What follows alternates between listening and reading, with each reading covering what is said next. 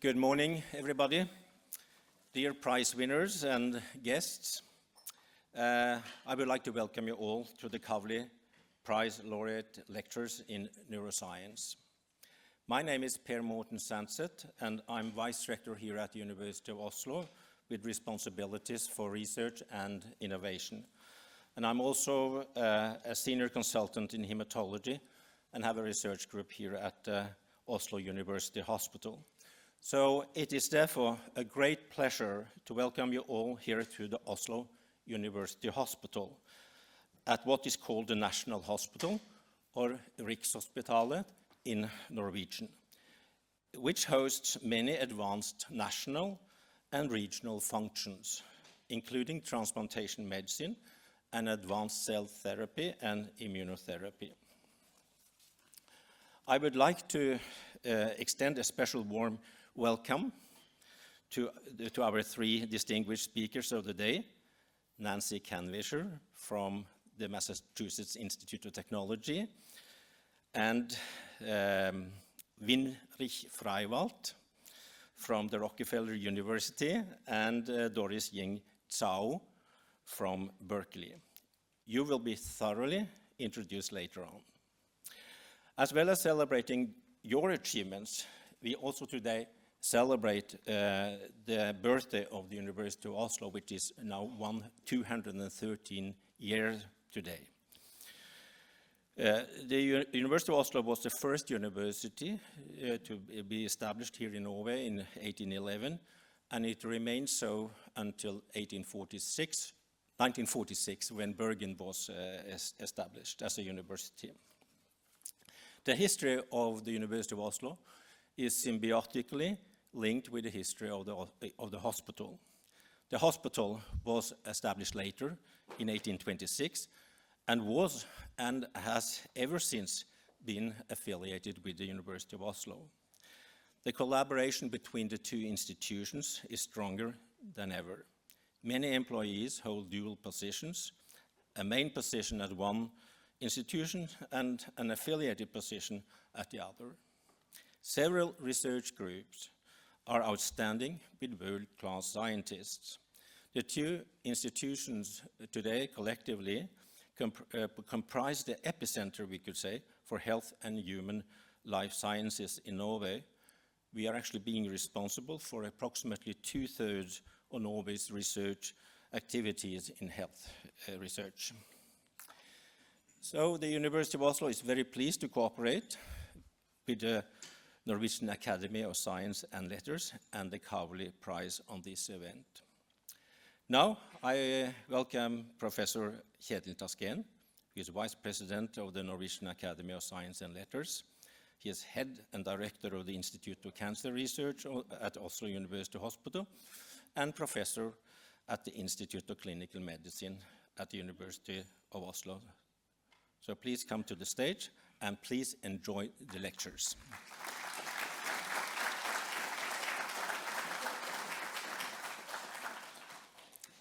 Dear Kavli Prize laureates, Your Excellencies, Kavli Foundation, Ministry, and Friends of Science, a warm welcome to all of you to this Kavli Prize laureate lecture in neuroscience here at Oslo University Hospital Rikshospitalet. Please let me first say thank you to Oslo University Hospital for your cooperation and for letting us use this great lecture hall. Let me also say congratulations to the University of Oslo, represented by Morten Sandset here, as we today are celebrating its 230th birthday from its foundation back in 1811. The Kavli Prize honors scientists for breakthroughs in astrophysics, nanoscience, and neuroscience, transforming our understanding of the big, the small, and the complex.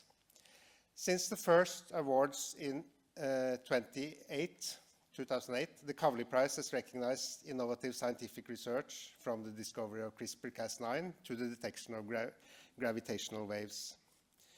The Kavli Prize has so far honored 65 scientists from 13 countries. 10 laureates have received the Nobel Prize after receiving the Kavli Prize.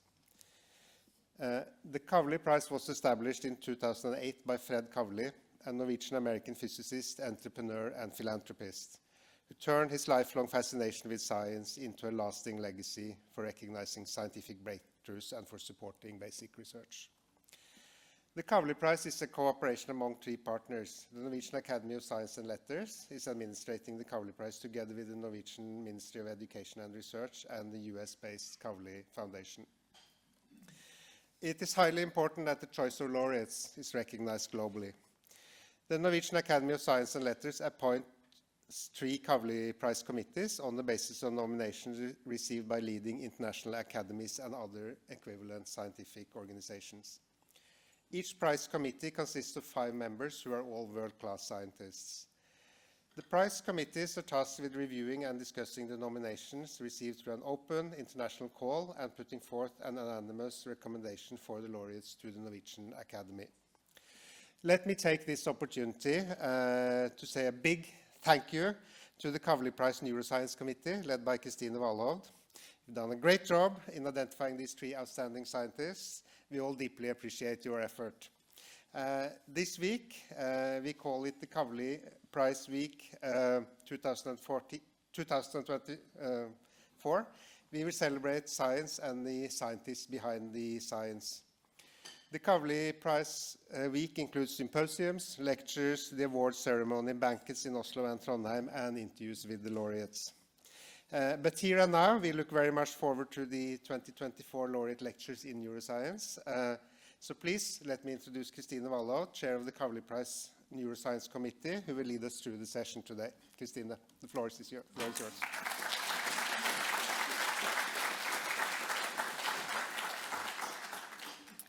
Thank you, Kjetil. It has been an honor to chair the Kavli Prize Committee, and we are very proud to present the 2024 laureates in neuroscience. I have been very lucky to have the following remarkable scientists with me in the committee. Angela Friedrichi, Max Planck Institute for Human Cognitive and Brain Sciences, Germany. John O'Keefe, University College London, UK. Christine Petit, Institut Pasteur, France. And Marcus Raichle, Washington University School of Medicine, US. So Christine Petit and John O'Keefe are with us here today. Thank you again. The committee started the task of deciding this year's laureates close to a year ago when we met in New York in October. And embracing the complexity and breadth of neuroscience fully, the Kavli Prize in Neuroscience is awarded for outstanding achievement in advancing our knowledge and understanding of the brain and nervous system, including a very broad range of subfields. So the committee then is both immensely pleased and challenged in that there are plenty fantastic neuroscientists to choose from. So since October, we have spent very many hours researching numerous possible candidates, and we are thrilled that the 2024 Kavli Prize in Neuroscience is awarded to Nancy Kanwisher, MIT, Winrich Freiwald, Rockefeller University, Doris Tsao, Berkeley, for the discovery of a highly localized and specialized system for representation of faces in human and non-human primate neocortex. The committee finds that the laureates, with their work on neocortical specialization for face recognition, have provided basic principles of neural organization, which will further our understanding of recognition of objects and scenes. So now it's about time to hear from these extraordinary scientists.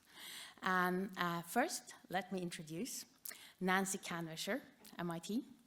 Nancy, the floor is yours.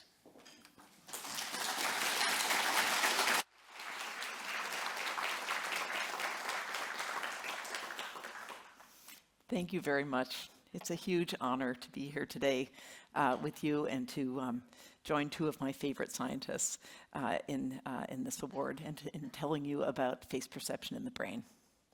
But I want to start with an even bigger question, one of the most fundamental questions that humans have ever asked themselves, and that is this: What is the nature of the human mind? This question has been pondered for millennia by philosophers and artists and poets. But today, we can approach it scientifically and very concretely by looking at the organ that implements the mind, namely the brain. That is, to get insights into the nature of our minds, we can look at the functional organization of the human brain. So at the most general level, we can ask, are human minds and brains composed of special purpose components, each specialized to solve a very specific problem, kind of like a Swiss Army knife, with a saw for cutting wood, scissors for cutting paper, and a corkscrew for opening wine bottles? Or do we instead have a more general kind of intelligence, with minds and brains that are designed to tackle a wide range of problems without being specialized for any one of those in particular? So this question has been fiercely debated for almost 2 centuries. And that story pretty much begins with Franz Joseph Gall, who argued that mental faculties reside in distinct brain regions based on his infamous method of phrenology, in which you felt bumps on the skull and tried to infer the brain structures underneath. I actually think Gall's general idea was spot on, but his methods left something to be desired.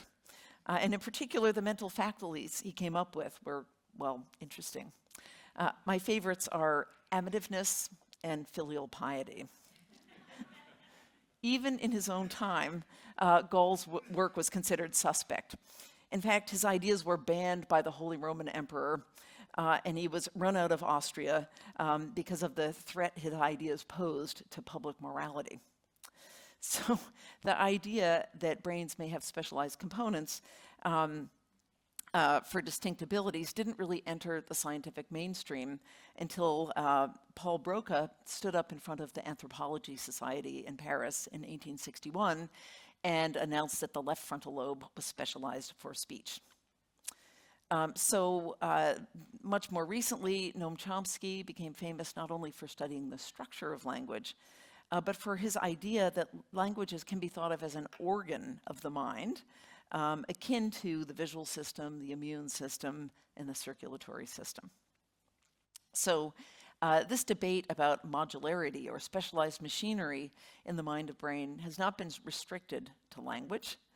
And another major battleground of this same debate is the question of whether there's specialized machinery in the brain for face perception. And so some of the early work came from the study of patients who had suffered brain damage and lost their ability to recognize faces, a syndrome known as prosopagnosia. And from this phenomenon, researchers early on suggested that maybe there were specialized brain regions for face recognition.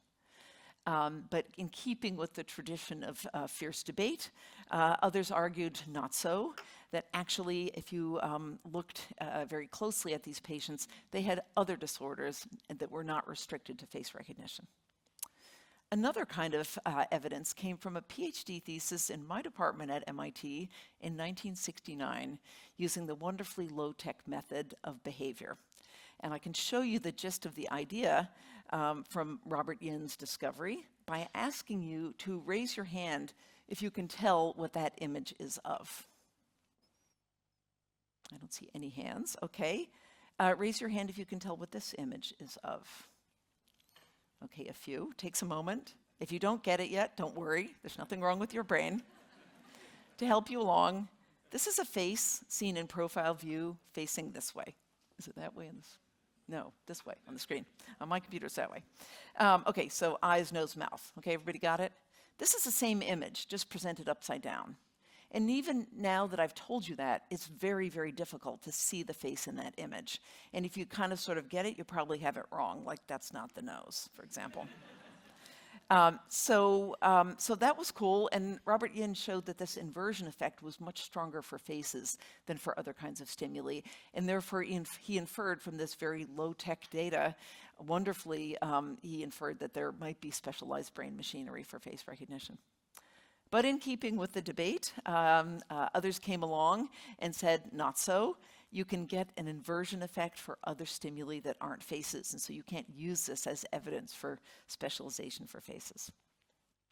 Another kind of evidence came from neurophysiology research, where an early paper by Charlie Gross and Vicky Bruce and Bob Desimone found individual neurons in the brains of monkeys that responded selectively to faces. So here's one, and each line is time with the hatch marks are the firing of this is all one neuron, and it's firing a bunch there whenever it sees a face, but not when it sees other control stimuli like hands and scrambled faces.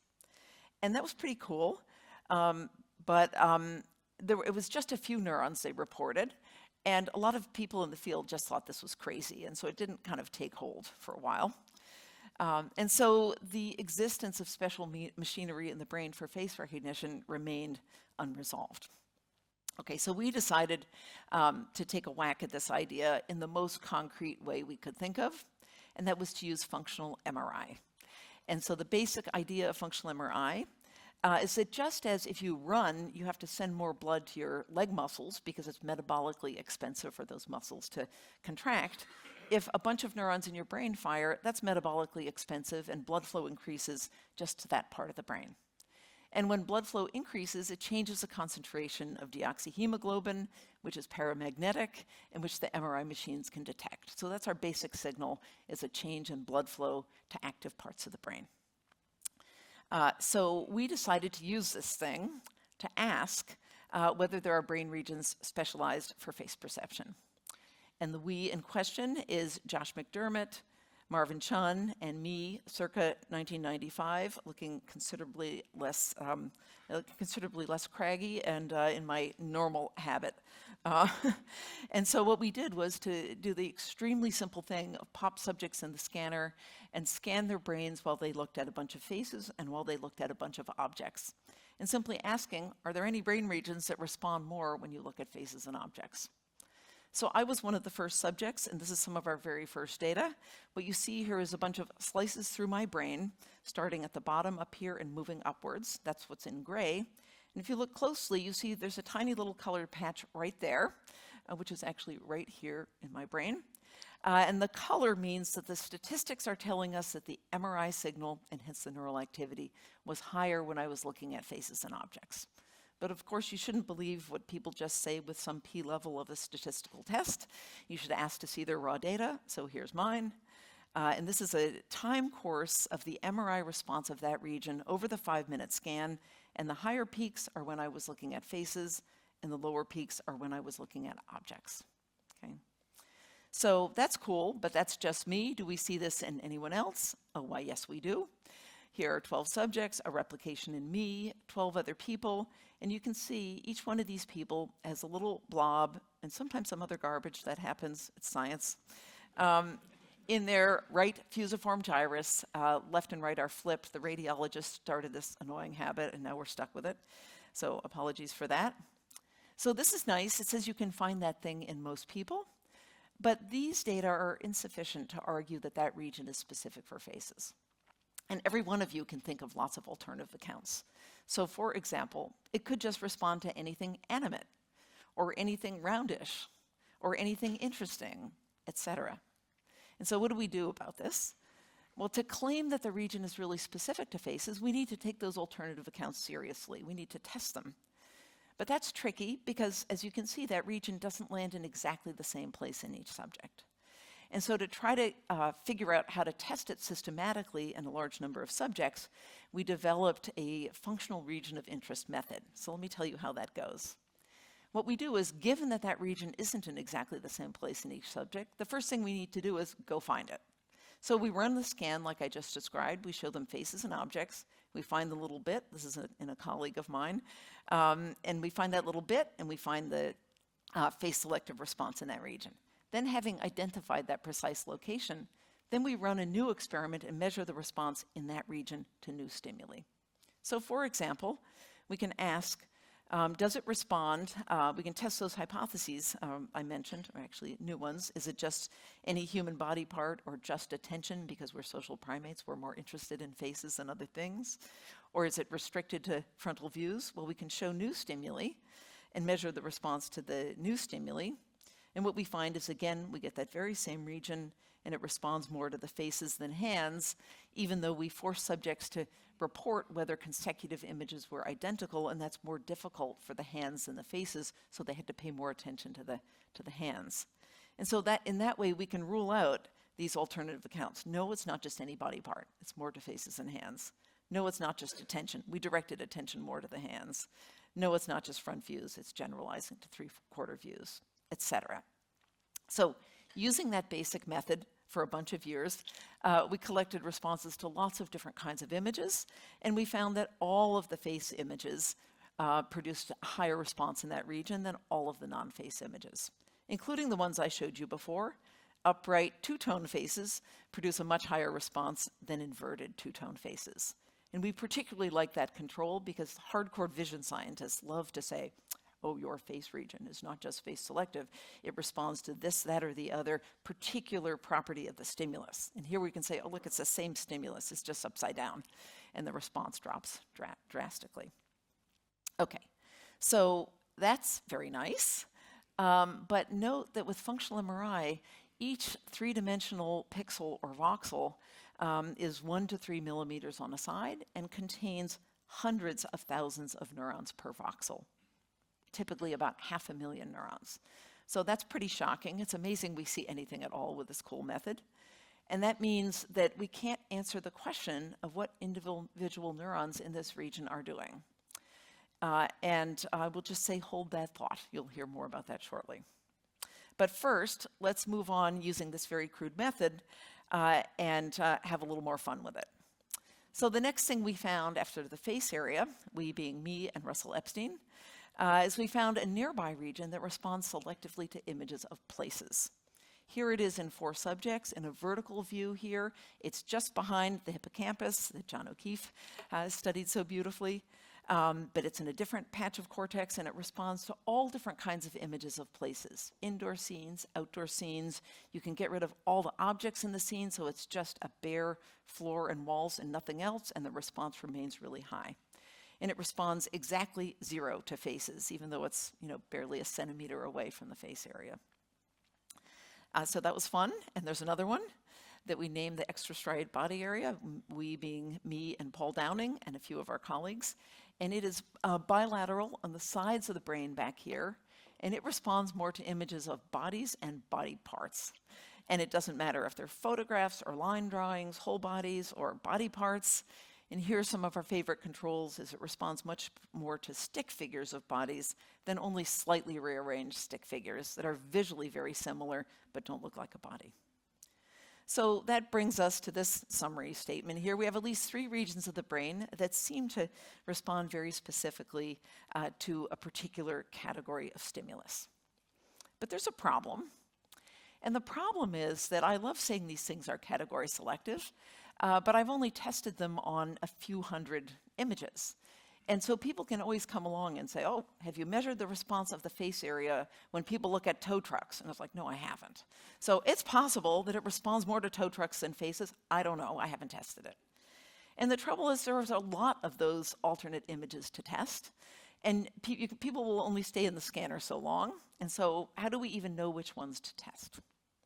So a few years ago, my brilliant then postdoc, Ratan Murthy, who now has his own lab at Georgia Tech, decided to use artificial neural networks to enable us to address this problem. And I'll skip over some of the details and just say that you can use artificial neural networks to build a predictive model of a brain region, or that's what Ratan thought would work, and I told him he was crazy and I didn't get it, and why would he do it, and what was the purpose? And mercifully, he didn't listen to me. He just went on and said, just watch me, I'm going to do this, and he did. And so the first question is, does that even work? Can you actually use an artificial neural network to predict the response of a whole brain region? And it turns out, oh my God, yes, you can. So here's the data from the face, place, and body areas. Each dot is an image, a natural image. And each dot, the x-axis shows you the predicted response of the face area to that image, predicted by the artificial neural network that has not been trained on that image. And the y-axis shows you the actual observed response to that image. And you can see the correlation is extremely high, over 0.9. And so that means these models are extremely accurate in predicting the response to a totally new image. And what that means is we can now use our AI proxy models to run proxy experiments without having to run brain experiments. I mean, eventually you need to test them, but you can do this really well. This blows my mind. Like, we are now currently in my lab, we run AI predictive models on all our experiments before we actually run them in the brain, and the predictive models are usually right. It's like, wow, did we even have to do that 25 years of research? Apparently not. Anyway, we can use this now to say, okay, what about this problem? How do we know it doesn't respond to tow trucks or porcupines or apple trees, right? And so what Ratan did was use his predictive model. Now that he's shown how accurate it is, he ran the entire machine learning database of 3 million natural images through the model, through each of these separate models. And then we looked by hand at the top 100,000, asking whether there were any images predicted to produce a higher response in those regions that weren't faces for the face model, or places for the place model, or bodies for the body model. And there weren't any. Except for sort of one. The body area predicted this image would produce a high response. And it's not exactly what I meant by bodies, but I'm calling it close enough that I'm not counting that as counter evidence. You can also use these artificial neural network models. You can use the generative versions of them to generate an image designed to maximally activate these regions. And when we did that for the face area, we got this. For the place area, we got that. And for the body area, we got that. And I'm counting those as close enough. Okay, so all of this to say that now that we can use these models to impose an even stronger test of their selectivity, they still pass that test. Okay, but this raises a whole host of new questions. So 1, what is the role of these regions in conscious perception? 2, how does the brain wire up to have these regions? How do those things arise in development? 3, what else is in there? What other specialized regions live in the brain? And 4th, how do neural circuits actually compute this information? So I'll talk briefly about each of these. I may run out of time with one of them, but let's see where we get. For the question of conscious perception, we can ask, does activity in these regions correspond to the person's actual experience that moment, what they're conscious of? And the challenge here is, how are we going to dissociate the image that's landing on their retina from what they're experiencing? Those are usually completely tied to each other. But we can use a trick. And now you can take out those glasses and put them on. I think it'll work in either direction. You can tell me. And you can just look at this image. And what I want to do first, the photographer should come down here because it's really hilarious.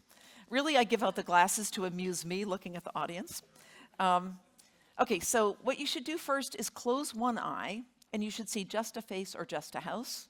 And then close the other eye, and you should see the opposite. Okay, does that work more or less? Okay, that's just optics. This is just a trick to put a face into one image and a house into the other image. Okay, now having verified that, just look with both eyes, and don't do anything in particular, just look. And if something cool happens, you can exclaim, ooh, ah. Is anything happening? What's happening? It's flipping. Good, I see somebody doing that. Okay, if it's not flipping for you, don't panic. People have different ratios of red and green detectors in their retina, and it won't work for everybody, but it should work for most of you. And what you should see is a spontaneous alternation between a face and a house. And if that happens, the cool thing is nothing is changing on your retina. But what's changing is your conscious experience. So this is a device we can use to decouple the image landing on your retina from what you're experiencing. And now we can ask, what happens in your brain when that thing flips? And so we just taped these things on our foreheads and went in the scanner and reported with a button what was happening. We did just what you guys were doing. We stared at that image and we just reported, now I see the face, now I see the house, now I see the face, etc. And we looked in our brains when that happened. And what we found is when the image flips from being a house to being a face, the signal in the fusiform face area shoots up and the signal in the place area shoots down. And when it flips in the opposite direction, the brain signals flip in the opposite direction. And so what that shows is that these regions are, in fact, the activity in those regions are, in fact, correlated with your conscious experience of faces and houses, even when we unconfound that from the image hitting the retina. So that's neat, but it's just a correlation. A stronger test would be if we could manipulate the activity in one of those regions and change conscious experience. So usually we don't get to do that. But I had the great fortune a few years ago of being contacted by a colleague who was working with a neurosurgeon in Japan. And they were going to perform neurosurgery on this gentleman here, who had electrodes all over the bottom of his brain, shown here. And this gentleman had very generously agreed to enable us neuroscientists to record the responses of his brain from those electrodes that the neurosurgeons had put in there for clinical reasons. And so to see why these electrode locations were particularly exciting to me, here's the bottom of my brain showing my face and place regions and some color-preferring regions in purple right there. And the electrodes in his brain look like they're going right over some of the good stuff. So we sent some images to our colleagues in Japan, and they sent us responses. And so, for example, these two electrodes right there, here's how they respond. This is time on the x-axis, and activity now measured with actual electrodes, not from single neurons, but from a much smaller part of the brain. And you see the red time course is the response to faces, and all the other colors are the responses to other kinds of stimuli. So that is a very face-selective response right where it should be. So that's cool, but that's not the causal test.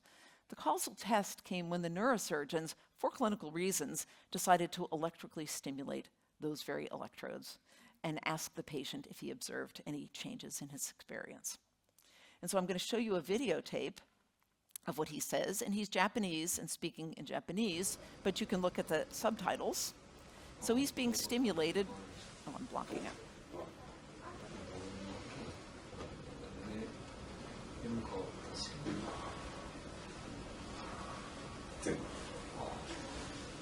そうです。全く違う人だった。違う人になります。どんな感じの人でしょ髪が変わってないんですけど、ね、言葉であれするですね。もう一回やって。う。もう一回。 Perfect subject. He wants to get it exactly right. So you can see here he's getting stimulated. He doesn't know there's a face area. He doesn't know where he's being stimulated. He's just asked to tell us if anything changes. この部分だけなんかアニメでできそうな感じのキャラクターの顔みたいに変わったんですけど。His eyes, like 口はそんなに変わってなかったんですけど。キャラクター。こんな顔に出して。 So that shows that stimulating that region produces a conscious percept of a face. But we wanted to know what happens when he's looking at something else.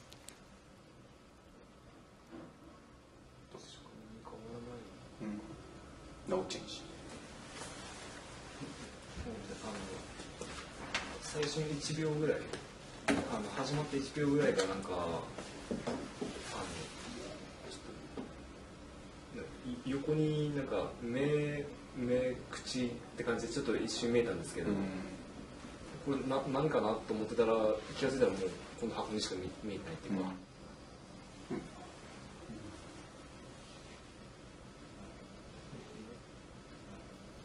なぜかまたさっきみたいに横にその目と口って感じでちょっと。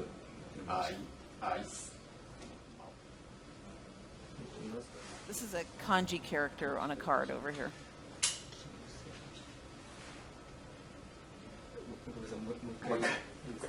More, please. One more time.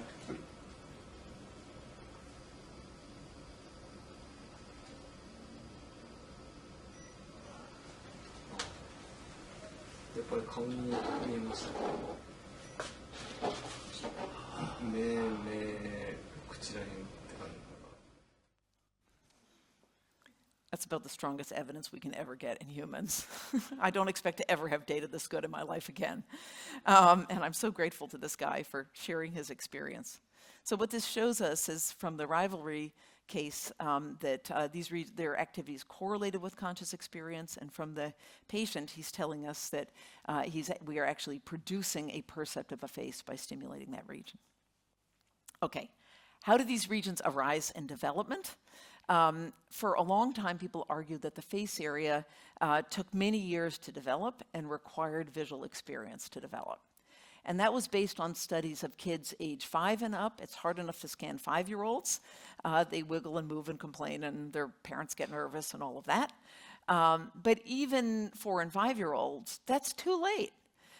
Really, what we want to do is scan infants while they're awake, and that is nearly impossible.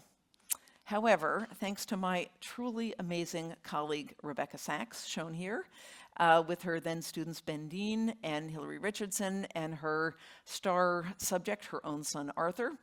The 4 of them collectively figured out how to scan infants. Arthur was scanned many times in his first year of life. He's a champ.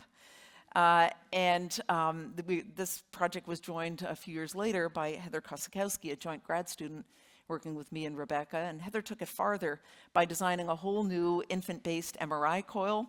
It's an infant car seat that has a whole contraption built in. It's very comfy. And she and her PhD scanned 83 infants, and it's impossible for me to express what an incredible feat that is. Every one of them is kind of a train wreck, and yet she prevailed. And she found face, place, and body areas in 5-month-old infants. So no, it does not take many years to develop these regions. They are probably still developing at 5 months, but they're already recognizably there. What about visual experience? Well, Ratan Murti, who I mentioned to you before, decided to take a whack at that question in a novel way. He decided to scan congenitally blind people while they were feeling faces, people who had never seen, let alone seen faces. And so here is our high-tech device. The blind person or the control subject is in the scanner with a disc of cardboard on their stomach and a bunch of 3D printed plastic stimuli, like these shown here, faces and mazes and hands and chairs. And we have post a postdoc outside the scanner rotating the cardboard disc every few seconds so the blind subject can just feel each item as it goes by. And what we find is that the sighted subjects looking at these stimuli show the usual effect in the fusiform face area, and the congenitally blind subjects show a weaker but recognizably similar response when they are merely feeling those faces right there in the same place. And when we then look at held out data at the magnitude of response in these regions, you can see the response is higher to sighted people looking at faces than the other stimuli, and to blind people feeling faces compared to the other stimuli. I will mention that I cheated by making the y-axis invisible. The overall response is actually quite a bit lower in magnitude in the blind subjects, but the pattern is very similar. Okay, so apparently you don't need to have ever seen faces to have a fusiform face area. Okay, so this doesn't tell us the whole mystery of how these things develop. It just offers a few tantalizing cues. 1, they develop early, and 2, you don't need to see faces to develop them in more or less the same location. Okay, what else is in there in the brain? So lots and lots of regions. So the first thing is there isn't just one face area, one place area, one body area. As this research has proceeded, it's gotten more complicated. There's quite a few of each of these. The second thing is it's not the case that every patch of the cortex is hyper-specialized for just one thing. In fact, there are these big patches of parietal and frontal cortex that John Duncan, my colleague John Duncan in England, has called multiple demand cortex because they respond to multiple different kinds of cognitive demand. Pretty much any time you do anything difficult, those regions get engaged. So they're kind of the opposite of the category selective regions. But there are lots of other specialized regions. There's a little one right there that responds very selectively when you look at visually presented words and letter strings, but only after you're taught to read and only in an orthography you know. Other regions respond selectively to the sounds of speech. Right next to primary auditory cortex, which is up here, the speech regions are right there. We were really excited a few years ago to find regions that respond selectively to music, which is uniquely human and deeply fascinating, and nobody knows why we even have music. Darwin puzzled about this, and yet there's specialized cortical machinery for music. And coming back to the original debated question between Gall and Broca and Chomsky and everyone else, yes, indeed, there's a very specialized patch of cortex for language. These regions had been known since Broca and before, But what my colleague Ev Fedorenko showed is that they're extremely specialized for language. And if you give people loads of other kinds of cognitive tests to do in the scanner, like mental arithmetic, like understanding stories, like holding information in working memory, etc., solving logic problems, none of these things activate those regions at all. And so that tells us that language and thought are really separate in the brain.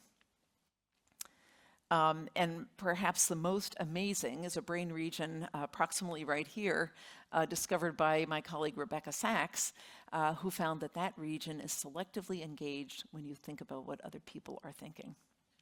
And if you think that's stretching credulity, so did I.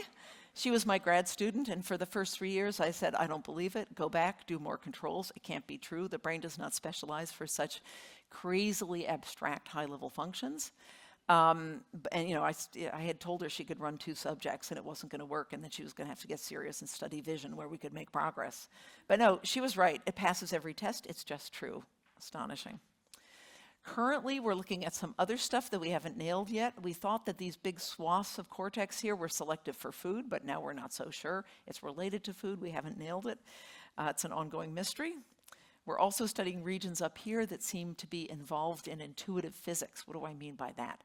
I mean that even though we are most famously social primates, as Winrich and Doris will say more about, we don't just think about other people. We have to think about the physical world. You cannot take a single action on the world without having some kind of model in your head of the physics of the world you're acting on. I can't pick up this cup without thinking in advance about what will it weigh, what is the friction of the sides, is it rigid or can I squeeze it a little bit to be able to pick it up? I can't walk across the room without knowing that it will support my weight, or knowing that I can't walk this way without knocking over the table. You can't take any action without understanding the physics of the world, and we think these regions up here are doing something like that, but we haven't completely nailed it yet. The last question, how do neural circuits in these regions actually compute this information? This is some of the kind of deepest and hardest and most fundamental questions. And sadly, a functional MRI can't answer this question. We can't see individual neurons. We can't characterize their neural code in any detail. So it's just not a good method for understanding how the circuits work. But that's what friends are for. And so that's why I'm thrilled that Doris and Winrich came along to nail these questions that I couldn't answer with my own methods. So I will stop there and let them go on. Thank you.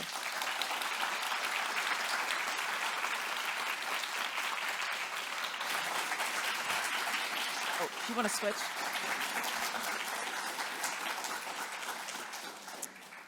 Thank you so much, Nancy, for this very exciting and engaging lecture. We have time for a few questions for Nancy, if there are any from the audience. Yes, Eva? Oh, one moment. Please speak in the microphone. What effect does brain damage do to these regions? Yeah. So typically for the face, place, and body regions, well, we know best for the face and place regions. If you have the great misfortune to have brain damage there in adulthood, you will probably not get back that ability. So people are smart and adaptable, and they find other cues to use, but if you lose just that region, you typically don't get it back. A less answered question is what happens if the damage is early. Generally, brains are much more flexible early in life, and many things can reorganize. And it's, I think, a really deep and wide open question, what would happen if you had damage exactly there early? It's hard to tell, because we don't have the right clinical histories and all of that, but we don't know. Quick question from Disney World. My name is Arild Midthun. I work for Disney. I'm a Donald Duck artist. Question. When we see a face that isn't there, but we interpret as a face, how does it light up? Oh yeah, if you are experiencing a face, that region is active. So other people, not me, have taken the famous face vase illusion, right? And just like I showed you with rivalry, when it flips, the response in the face area flips. And people have tested things like, what's it called, pareidolia, when you see faces in green peppers and clouds and so forth. And you get responses in there when you see a face, pretty much. Yeah. Have you ever tried to combine the faces and other objects, like painting a face on a hand, and how the brain reacts then? Yeah. I haven't done exactly that, but people have done similar experiments. And I think what happens is when you see a face on a hand, you can flip, right? You know, it's not quite like the rivalry case where it's all or none, but you can pay more attention to the face or pay more attention to the hand, and you will get a flip according to that. There's a question down here. Yeah. Oh, sorry. Very awesome talk. I heard that people with like autism or something, they have more problems recognizing faces. Do you have any idea about that? Yeah, I do, but it's not very satisfying. I spent about 5 years trying to study autism. It's a really important problem. It's a really interesting problem. And there are many, many published reports about face recognition deficits in people with autism. I couldn't replicate those. And I don't think those early reports are wrong. I think that autism is just an extremely heterogeneous phenomenon. It's not just one spectrum, it's many different spectra. And so it's very easy to do a study on 30 subjects and find a deficit, and try to do exactly the same thing at a different location on 30 subjects who pass all the official tests for autism and not find a deficit. And so I don't know what to say. Some of them probably do, but in my hands, I couldn't detect it. I think my guess is that the more fundamental problems with autism tend to be higher level things with perceiving other kinds of social information, like facial expressions, like inferring what people are thinking, that kind of stuff.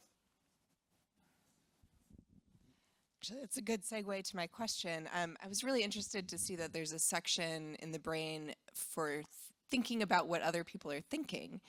And do you interpret this to be empathy?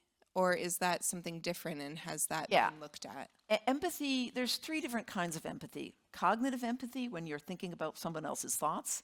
Emotional empathy, when you're feeling their pain. And I don't know what's called physical or bodily empathy. Like, people tend to mirror each other. If you're talking to a close friend and they go like this, you find yourself going like that, right?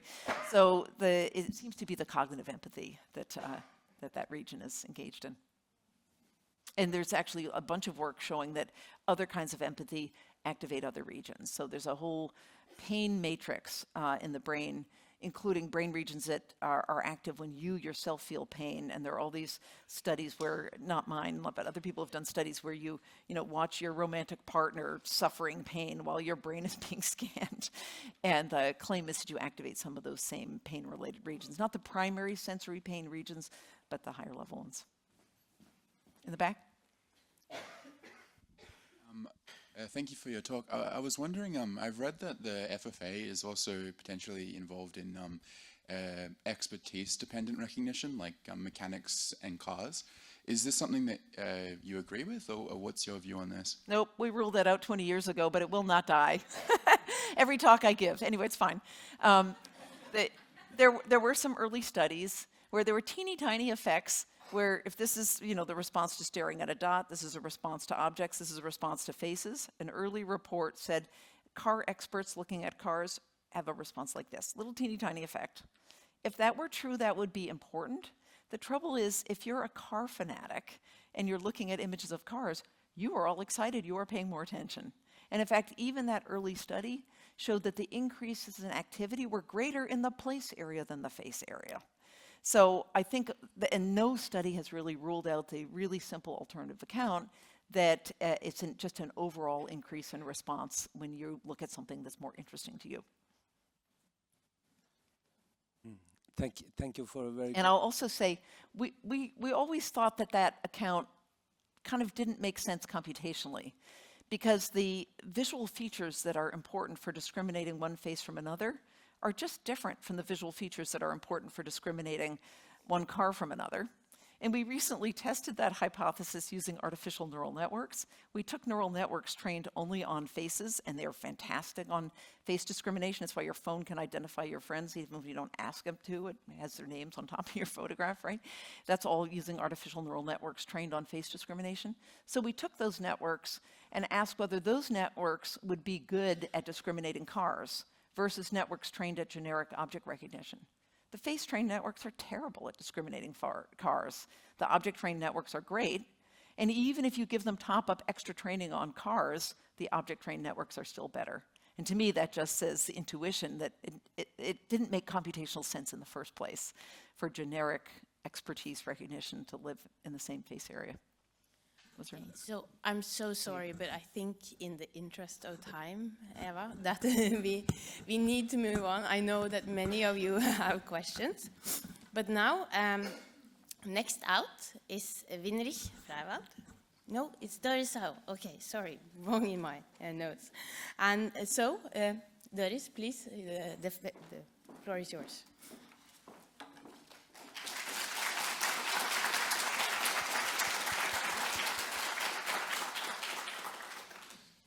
Thank you so much. I'm so deeply honored and grateful to be here. It feels like just yesterday that Winrich and I were in Nancy's office showing her our first recordings of cells from a macaque face area, and now I find myself in Oslo. Life certainly is surreal. So the central problem I want to understand is how the brain represents the visual world. How can electrical activity in a sheet of microscopic neurons evoke, for example, the percept of a mountain? Neurons in the brain are obviously not building the mountain in the same way, say, that cells in the liver are building the liver. Instead, they're doing something more ethereal. They're creating a representation of the world from sensory energy.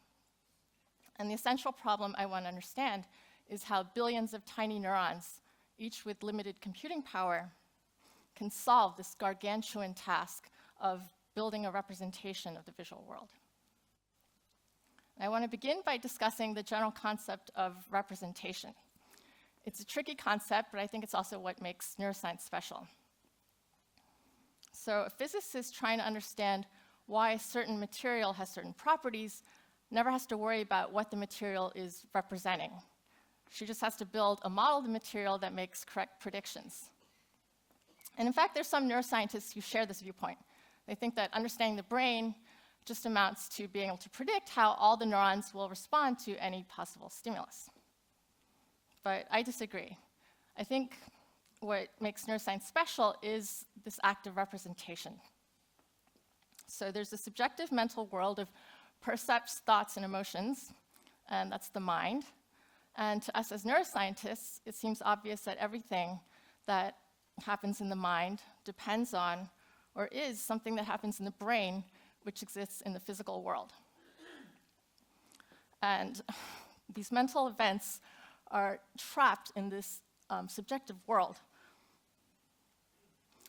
And at the moment, it's difficult to imagine how any scientific theory could explain how neurons in the physical world can generate this private subjective world. But I believe that everything we experience is precisely describable. And by studying neural representations, we have a route to make previously ineffable experiences explicit and concrete. And the hope is that by reducing this gap, we may be able to see to the other side. So in my lab, we study the problem of representation in macaque monkeys, whose brains are remarkably similar to ours. And here's a side view of an inflated macaque brain. And just like the human brain, the macaque brain contains a hierarchy of areas that are representing different aspects of the visual input, from local edge orientation in V1 to processing more complex features in higher regions, and in particular, cells in a region called infratemporal or IT cortex represent the visual form of high-level objects. So I was in grad school when I read Nancy's monumental paper reporting the discovery of a specialized area in the human temporal lobe for processing faces. And I remember thinking that this was such a profoundly strange result, because faces, at least to my introspection, didn't seem so different from other objects. So why would the brain contain a piece of cortex specialized for processing faces? And could this possibly also be true in monkeys?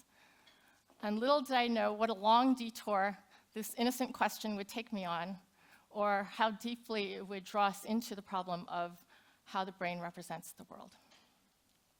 So we found that macaque monkeys also have face-selective regions.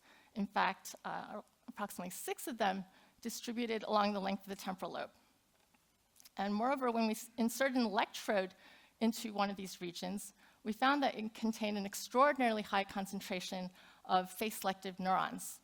So in this plot, each row represents one cell, each column represents one image, and the first 16 columns are responses to faces. And now I'd like to show you a movie of one of the first face patch neurons that Winrich and I recorded from. So you're going to hear the clicks, which represent the electrical signals fired by the single neuron, and you'll also see the same sequence of images that the monkey saw when we recorded this neuron.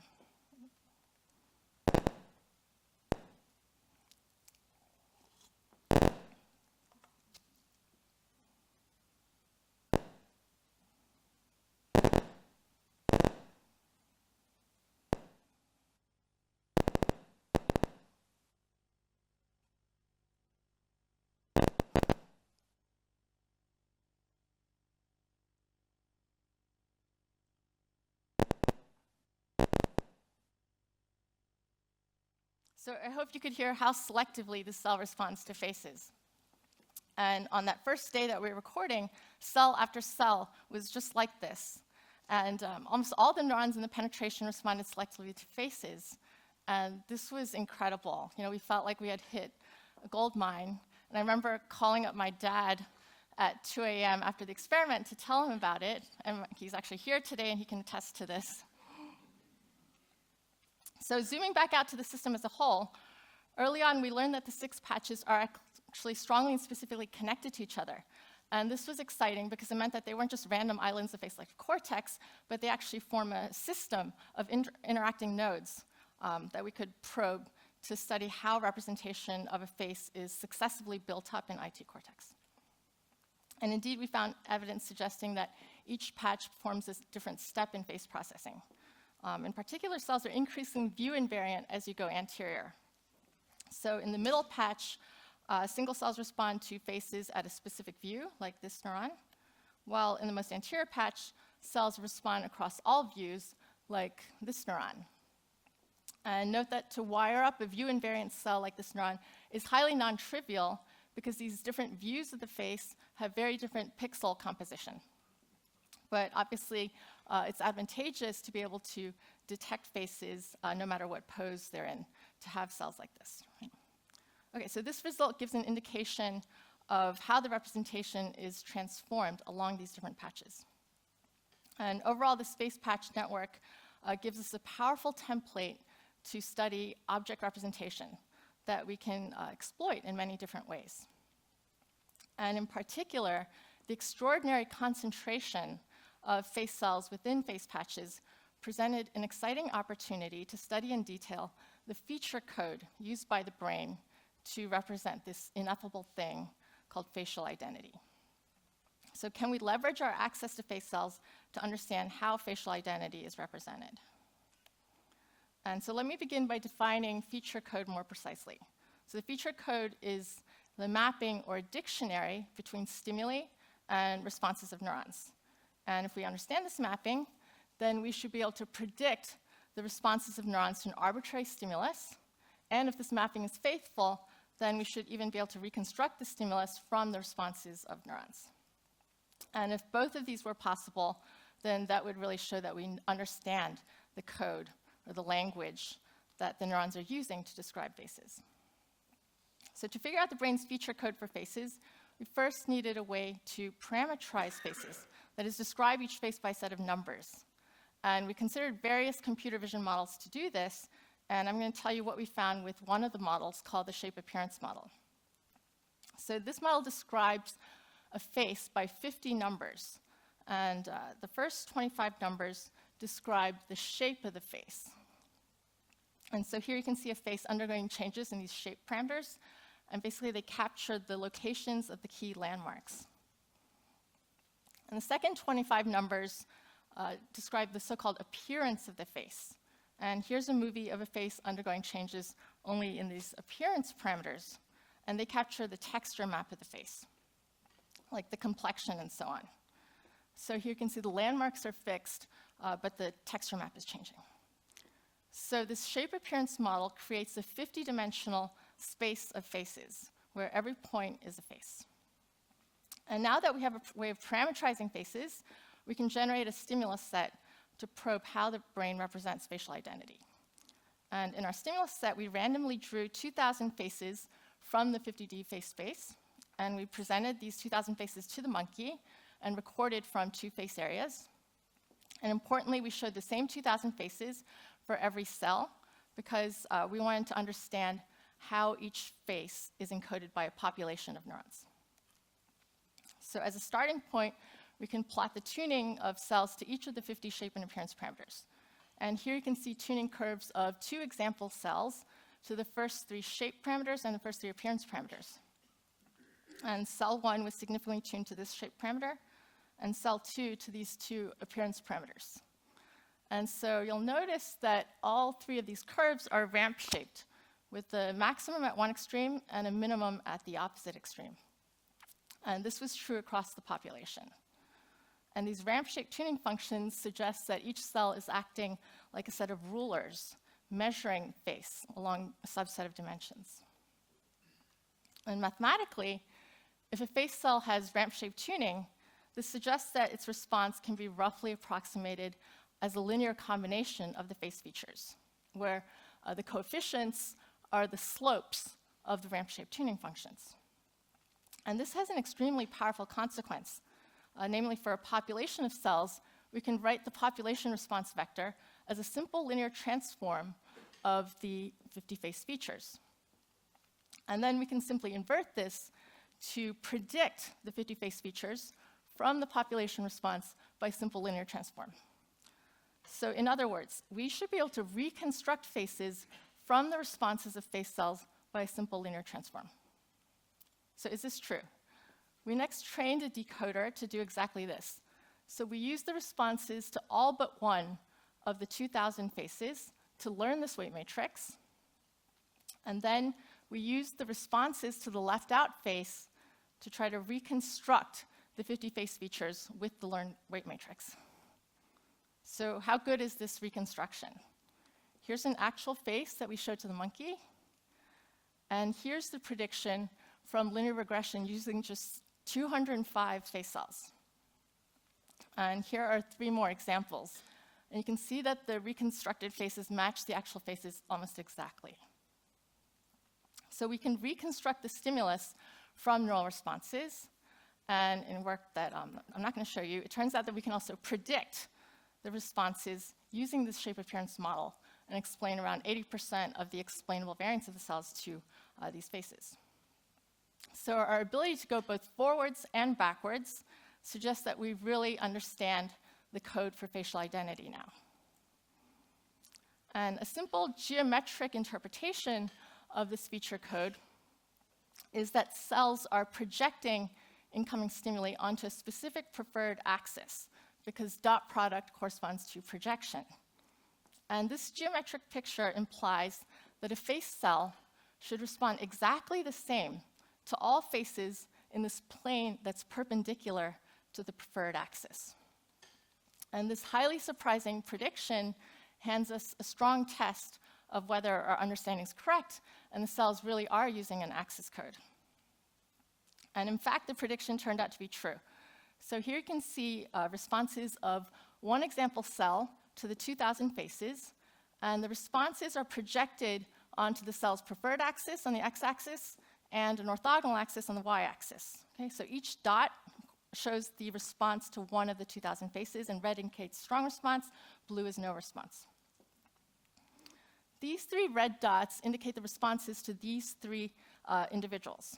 And these 3 faces look like very different people, but they all evoke a strong response in the cell because all 3 faces have a high value of projection onto the cell's preferred axis, and their difference lies along this direction that's perpendicular to the preferred axis.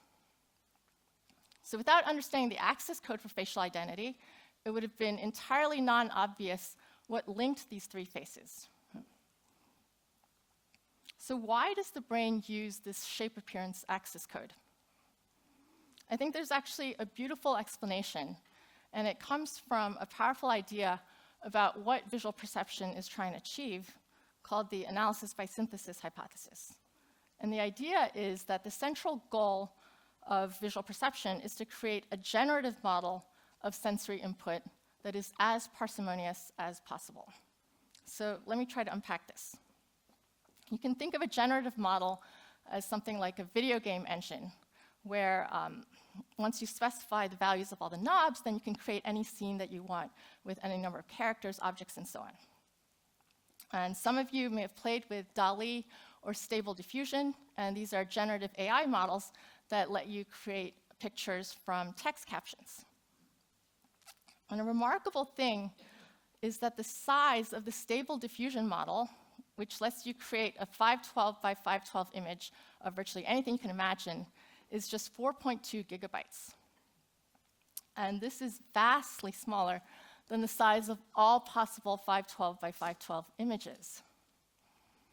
So Stable Diffusion is taking a text prompt and generating an image, and the idea of the analysis by synthesis hypothesis is that the brain is doing the reverse. It's taking the incoming image and extracting a representation that's highly compressed, but it's still rich enough to reconstruct the input exactly. So here it would certainly need to be a richer description than just cute magical flying dog. So the key insight here is that the world of physical reality is much lower dimensional than all possible images. And we just want the brain to accurately and explicitly model physical reality. And I think this explains why face patches are using a shape appearance axis code, because this code is precisely a highly parsimonious generative model for faces that represents any face by just 50 numbers sufficient to regenerate the face. And indeed, if we compare the shape appearance model to a different model for parameterizing faces that is not a generative model, such as VGG face, which is a deep network that's trained to recognize faces, we find that the shape appearance model does much better at explaining the responses of face cells, because the code used by the face patches is not optimized just for face recognition, but it enables reconstruction of a face for any task. Okay, so to summarize the functional anatomy and code for faces in IT cortex, IT contains a network of connected face patches. Cells within the network show consistent selectivity for faces. There's increasing view invariance along the network. And then with respect to the neural code, cells throughout the face patch system represent faces using a shape appearance axis code. And this is a parsimonious generative model for faces that's predicted by the analysis by synthesis hypothesis. Okay, so that's how we think IT face patches code faces. But how does IT represent objects in general? Can what we've learned about faces help us to understand the rest of IT? And this is much more challenging because IT cortex is huge, and the parameter space involved in representing an arbitrary object is also huge. So besides face patches, specialized networks have been found in IT, as we heard from Nancy, for bodies, scenes, and also colored objects. But there's still large parts of IT that are completely uncharted and don't show a differential response to any known stimulus comparison. So are there any underlying principles governing the organization of this uncharted territory? Before we could venture into this unmapped territory, we first need to identify it. So we began by mapping all of these known regions in a monkey. So then we could tackle these unknown regions. And we started with an exploratory approach by electrically microstimulating a piece of this unmapped territory in IT and doing simultaneous fMRI to ask what other parts of the brain light up. Okay, so again, the piece of cortex that we're stimulating here is not activated by any known localizer. It's not a face patch or a body patch or any known patch. And when we did this, not surprisingly, we saw activation at the stimulation site. But in addition, we found that the region we stimulated was connected to two other sites in IT, one more posterior and one more anterior. And so here you can see the fMRI response time course from these three regions in response to stimulation at that site in the middle.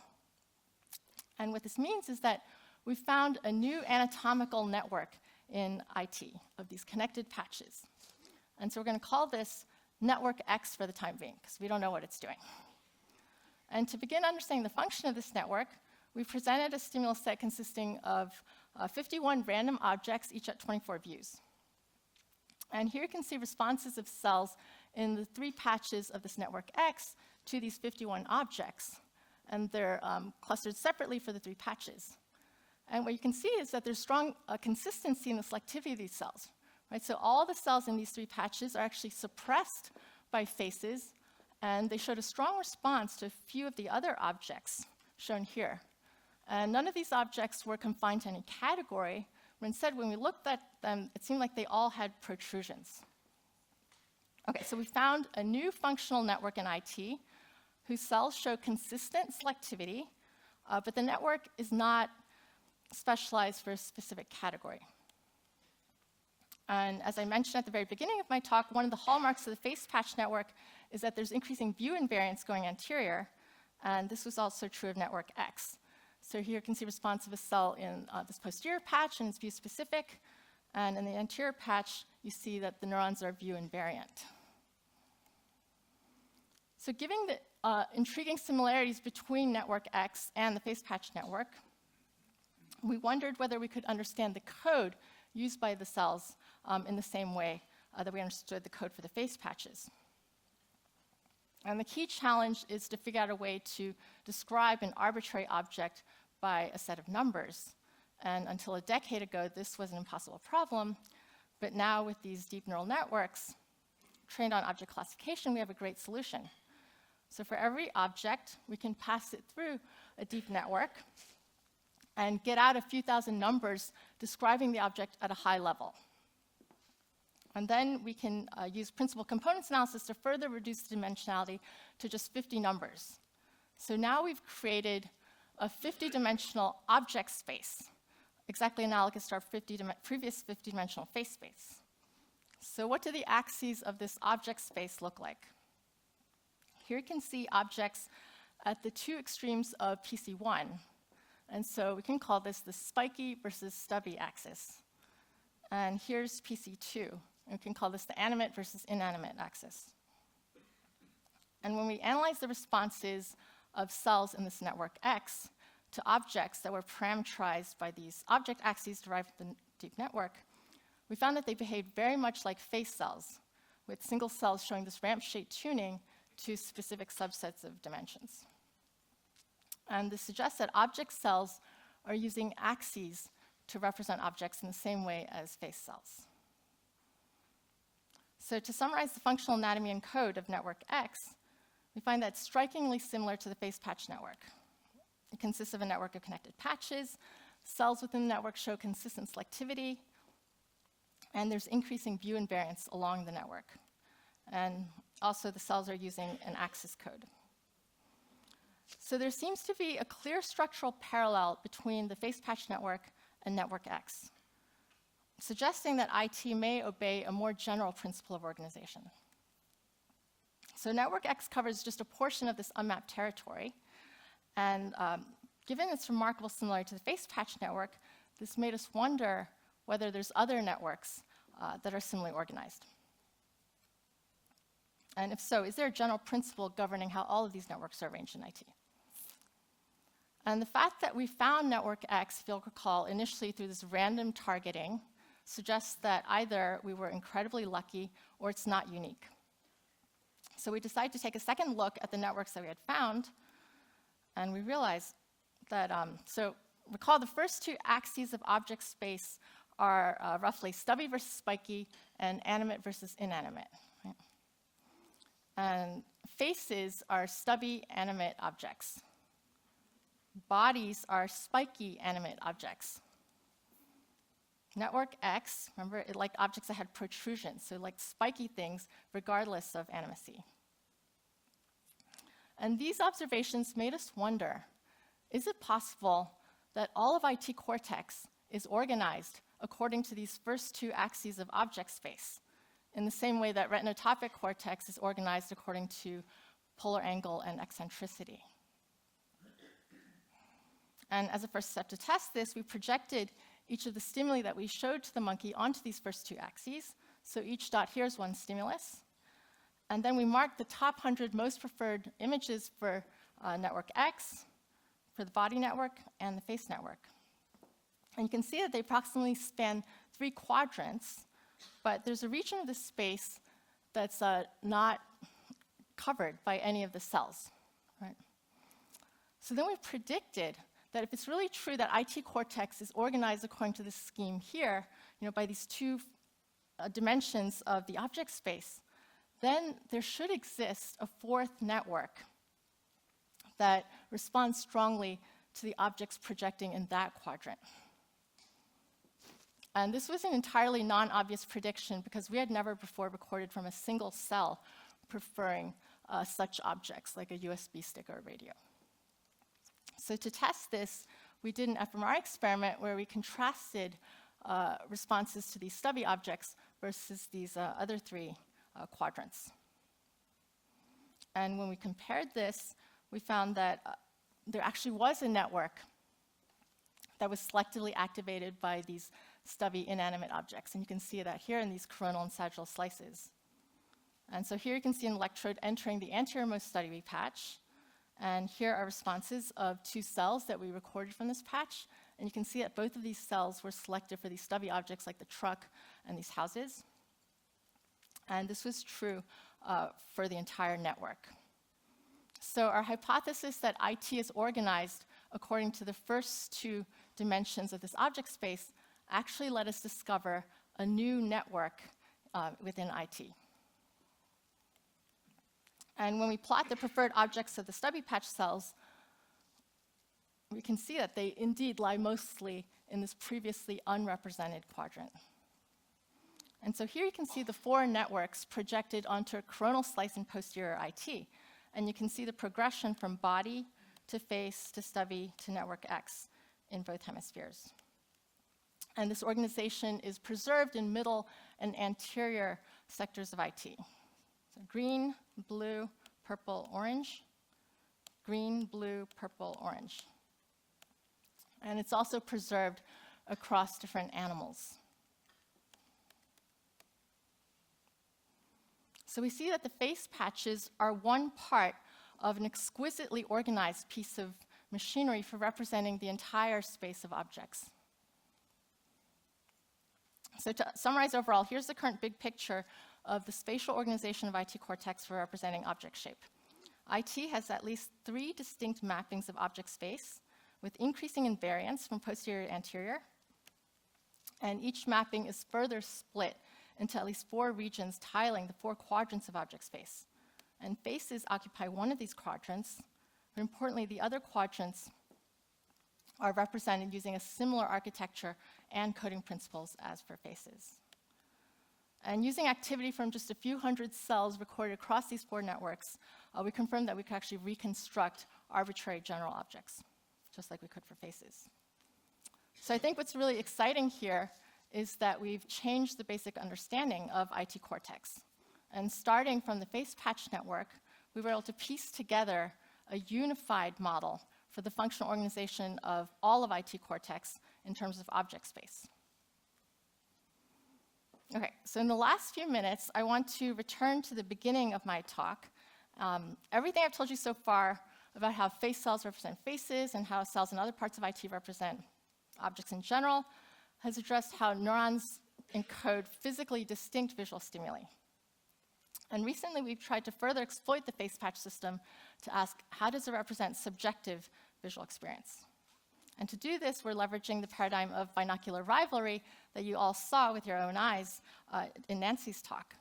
And this is, as Nancy pointed out, a truly wonderful paradigm because it lets us study the mechanisms for generating subjective experience that are independent of physical encoding. Okay, so while the monkeys were wearing red-green goggles and looking at these rivalry stimuli, we were recording with this cutting-edge new tool, the NHP NeuroPixels probe, that lets us record from many, many neurons simultaneously on single trials. For example, here you can see a raster plot of over 1,000 neurons from 2 face patches in response to the onset of the space. And what we're finding in the face patches during binocular rivalry is quite startling. So here you can see responses of over 700 simultaneously recorded cells from face patches ML and AM when the monkey was looking at a rivalry stimulus. And we know that the monkey was consciously perceiving a face during this specific 5-second snippet based on his behavioral report. And later his percept switched. And what we can see in this raster is that there's very interesting dynamics and coordinated changes in activity across the two patches. And this is amazing and totally unexpected because the stimulus was not changing at all during this entire 5-second snippet, and the monkey's percept also was not changing at all. And when we try to decode what the neurons are representing with the sliding window decoder, we find that the confidence for decoding the conscious percept is not constant, but instead it's rapidly fluctuating. And there are these peaks when the decoder is very confident that the stimulus matches the conscious percept. But there are also all these valleys. And it turns out that during these valleys, the cells are representing the physical stimulus. So you can actually decode the unconscious stimulus that the monkey doesn't even see by using the neural activity during these valleys. So the brain is representing what we consciously perceive in discrete epochs that are interleaved with representation of the physical stimulus. And it's very clear that the neurons in the face patches are not just representing what you consciously see. And it turns out that this interdigitated representation of your conscious perception and the physical stimulus is highly coordinated between different face patches. So I think this is remarkable, because even though consciousness feels continuous, the recordings from the face patches suggest that it's actually generated in discrete epochs that are spliced together with frames where you're unconscious and your brain is processing the physical stimulus. And we're very excited about these results because they suggest that the neural correlate of consciousness is not a specific place in the brain, but a specific temporal phase. And by understanding the neural dynamics responsible for generating the conscious and unconscious phases, we may be able to understand what makes neural activity conscious. All right, so in closing, I'd like to share with you a broader perspective on this work. When I was in grad school, I read Peter Meddevar's Advice to a Young Scientist, and one piece of advice I remember in particular is the importance of finding a soft underbelly into hard problems. And Francis Crick expressed the same idea more specifically when he said, in biology, if seeking to understand function, it's usually a good idea to study structure, meaning that the structure of a biological entity is where you can often find the soft underbelly lurking. And 20 years ago, when the face patches were just blurry blobs of fMRI activity, and we had just started recording from them and finding face after face cell, I had a vague sense that this was a strange and amazing structure. And these 6 patches, they were widely separated, yet each packed full of face cells might teach us something important about object recognition. But I never imagined how understandable the system would turn out to be. From the geometric simplicity of how face cells use this shape appearance axis code to represent facial identity, to the realization that face space is just part of a general object space, and the brain encodes general objects in exactly the same way as faces. So in some ways, I feel like each discovery has given us a new key to go deeper into the system. And now I hope that the system may even let us pry open the mystery of consciousness.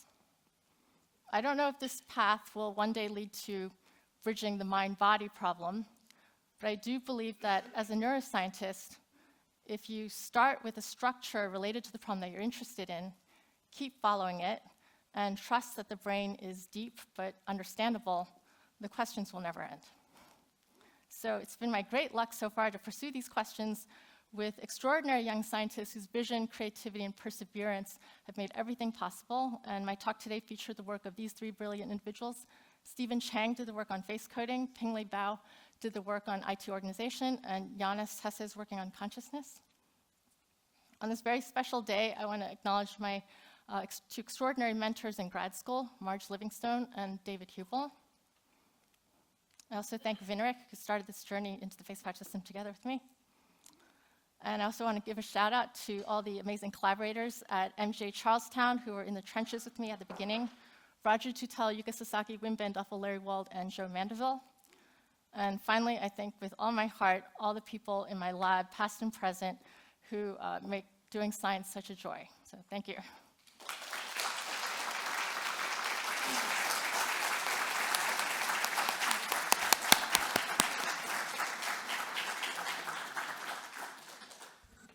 Thank you so much, Doris. Fantastic talk. We will also have 5 minutes for questions for Doris, so please.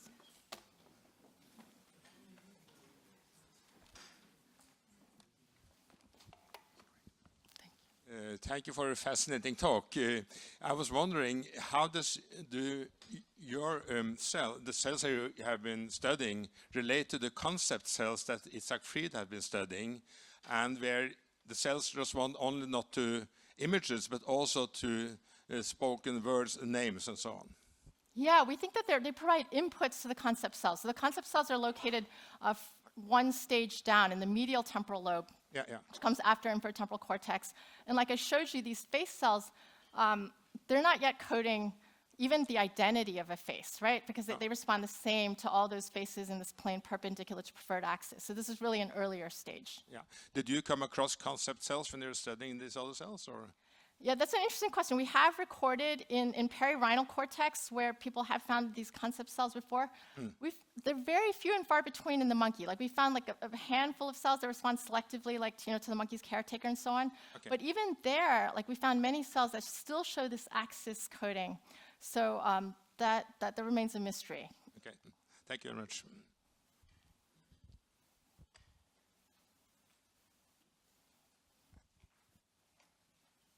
John. Oh, okay.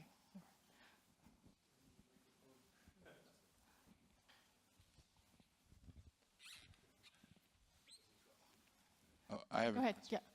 I thought it was really interesting how you were showing with the autoencoder that was able to, the autoencoder which was able to sort of have those neurons in the middle that replicated the activations of those similar cells. I was just wondering if you thought maybe, is there any, like, because with the autoencoder they have the reconstruction loss, which is making those cells learn that those activations. Do you think the brain has some kind of similar loss function, or what was your idea as to how those cells are learning that tuning in the same way as the autoencoder? I'm not sure which autoencoder you're talking about. I showed reconstructions of faces, and that was using this simple shape appearance model, which like directly lets you generate the face, once you learn the shape appearance coordinates. Maybe I misunderstood, but with the ResNet, which was able to have the similar cells in the middle layer, was that, okay, I misunderstood, I'm sorry. Yeah, I'm not totally sure which network you're talking about there.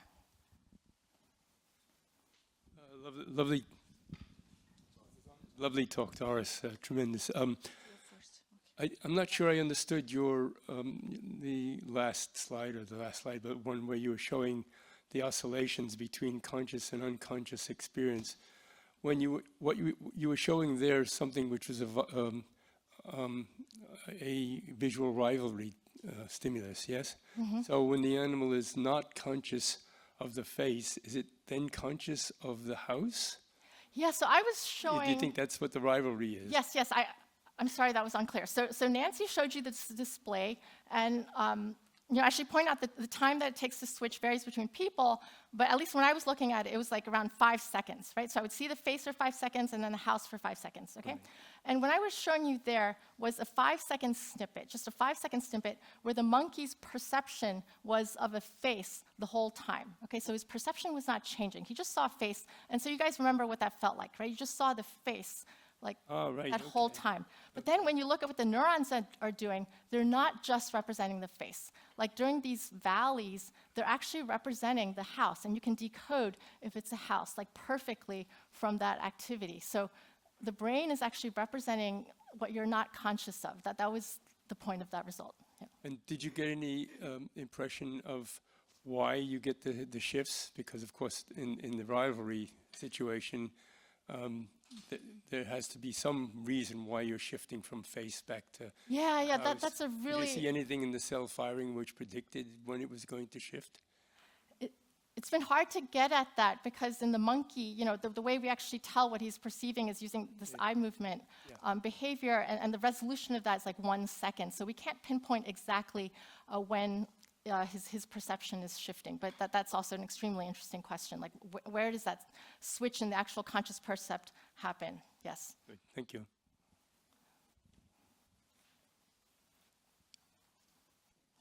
Okay. That will be the last question then. Yes. Yeah, so... Oh, sorry. So mine is the last? Yeah, okay, nice. So I was wondering, when it comes to reconstructing the objects, with the faces it seemed pretty obvious, but with the objects I was just wondering what the basis that you started out with that you then reconstructed from, because it's not pixel by pixel. Like when it comes with a stubby object, do you start out with just like a 3D sphere, and then how do you put in the spikiness? Like the slide went away pretty quickly, but I could sorry, see that. yeah.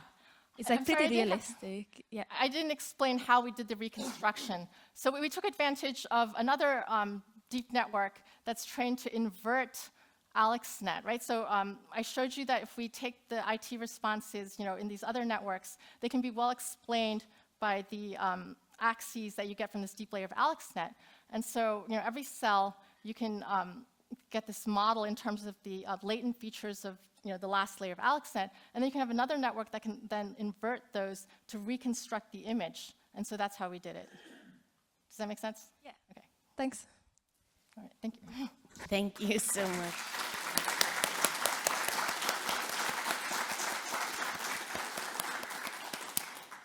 And now, last but not least, Winrich Freiwald.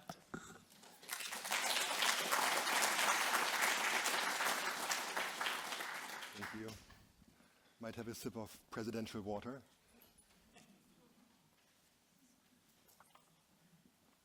So please allow me a personal remark to start.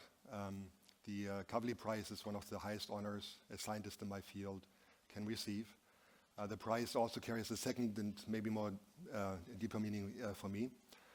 So you know, as a native of Germany, I will receive an official and positive recognition by the Norwegian government, handed to me through the hands of His Majesty the King Harald, who's the grandson of His Majesty King Haakon VII, who bravely and at great personal risk resisted the German occupation of Norway, led the opposition and the resistance, and aided in the liberation of this country and half of Europe. So I want to thank all of you for this dual honor in one prize.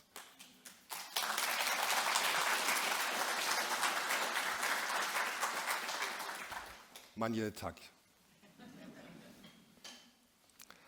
Some of my fondest childhood memories go back to the garden that my grandmother and my mother kept. My mother is here with us today. And spring and summer in particular was teeming with life.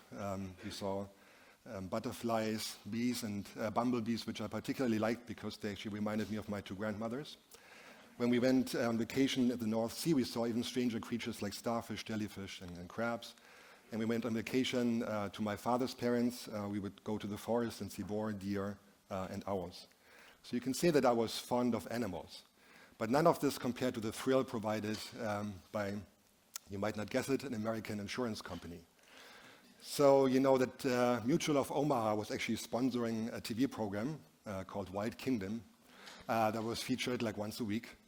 And I was very much a fan of this. This program was featured the director of the St. Louis Zoo, Marlin Perkins. And oftentimes you could see him in great adventures at strange places like Africa, or as you could see here, exotic places like the state of Idaho in the United States.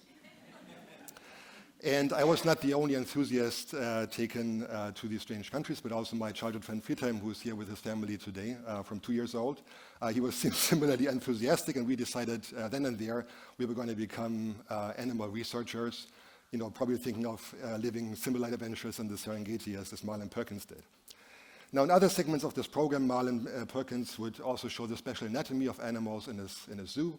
and also some of their special sensory and motor abilities. And little did I know at the time that this was actually going to be the adventure of my life, to understand these sensory and motor specializations. Because you see, if we follow the arguments of Jakob von Uexküll, a Baltic zoologist, about 100 years ago, each animal is experiencing the world in its unique way.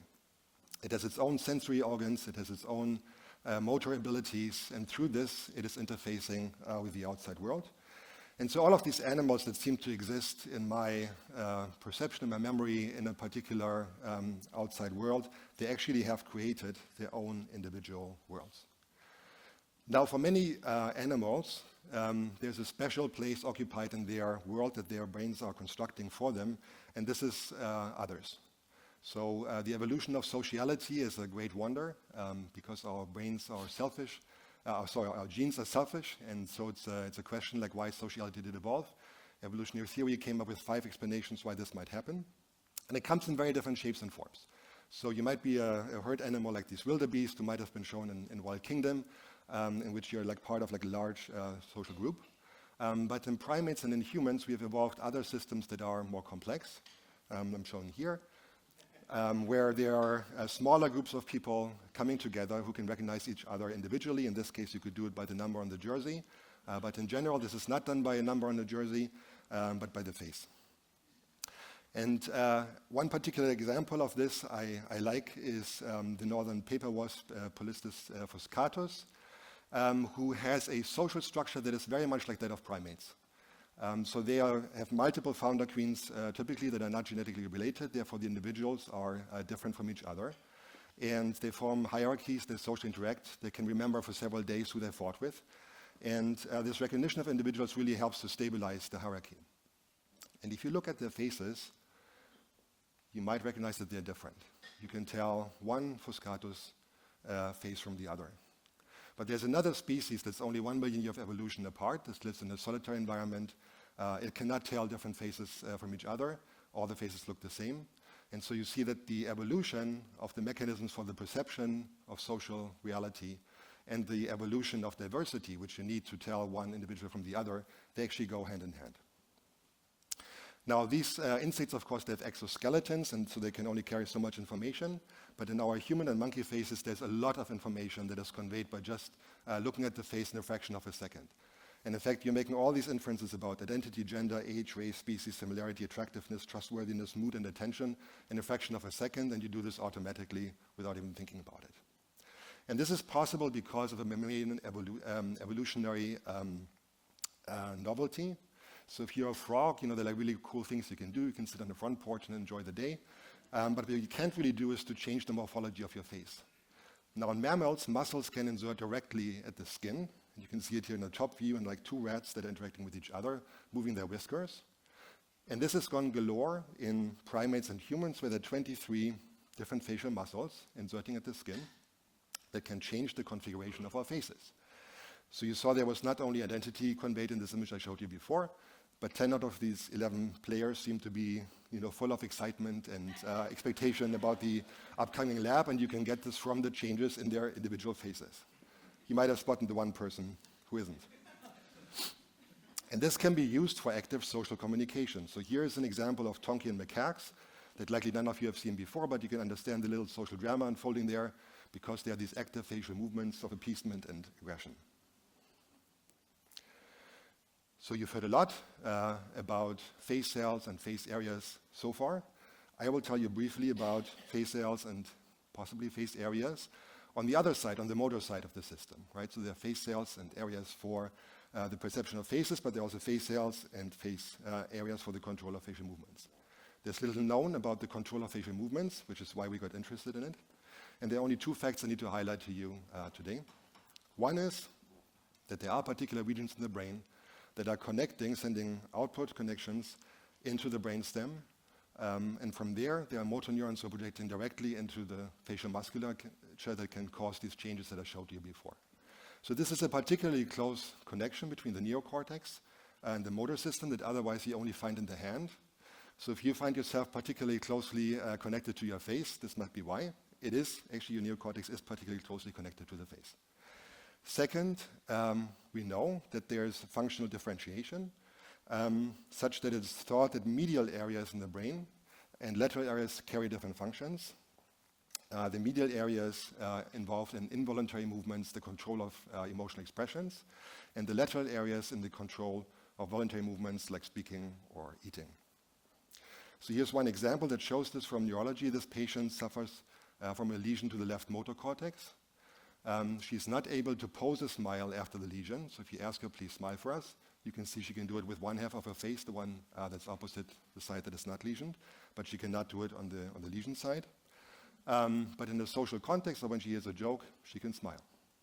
So the different functions carried by different parts of her face motor cortex. So we investigated this with the same methodology that Doris already explained to you, using fMRI to localize these face areas and then record from these face areas, while we are video monitoring the face of the monkeys that we study.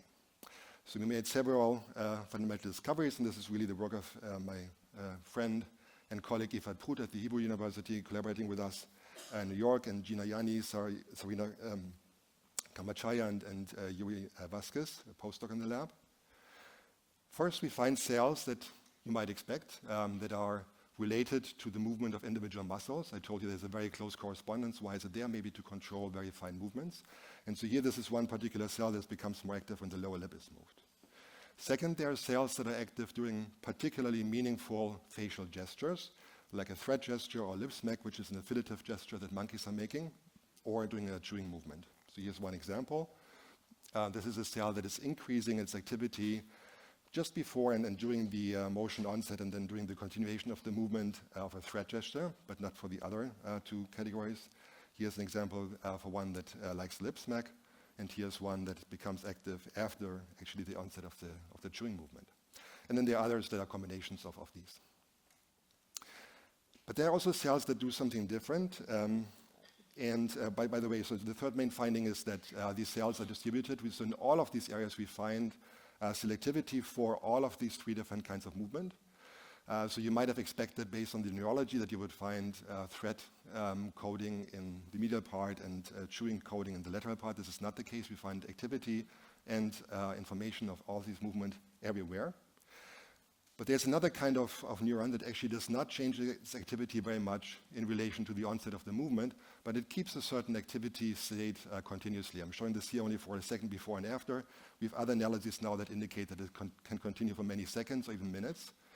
And we don't know if these are emotional states, but these are behavioral states that are not related to the movement of the face directly. And these neurons we find more on the medial side than on the lateral side, which makes this code sort of more state-dependent and less specific about the actual movement that is occurring. And the last finding we made is that these areas are actually interacting with each other.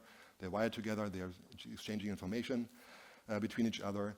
And so we diffuse this model of two parallel pathways, one for involuntary and one for voluntary movements.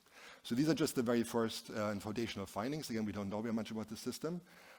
This is the motor system that is controlling the facial movement. And we know more about the system that is on the other end of the interaction with the outside world, the perception of the facial movement.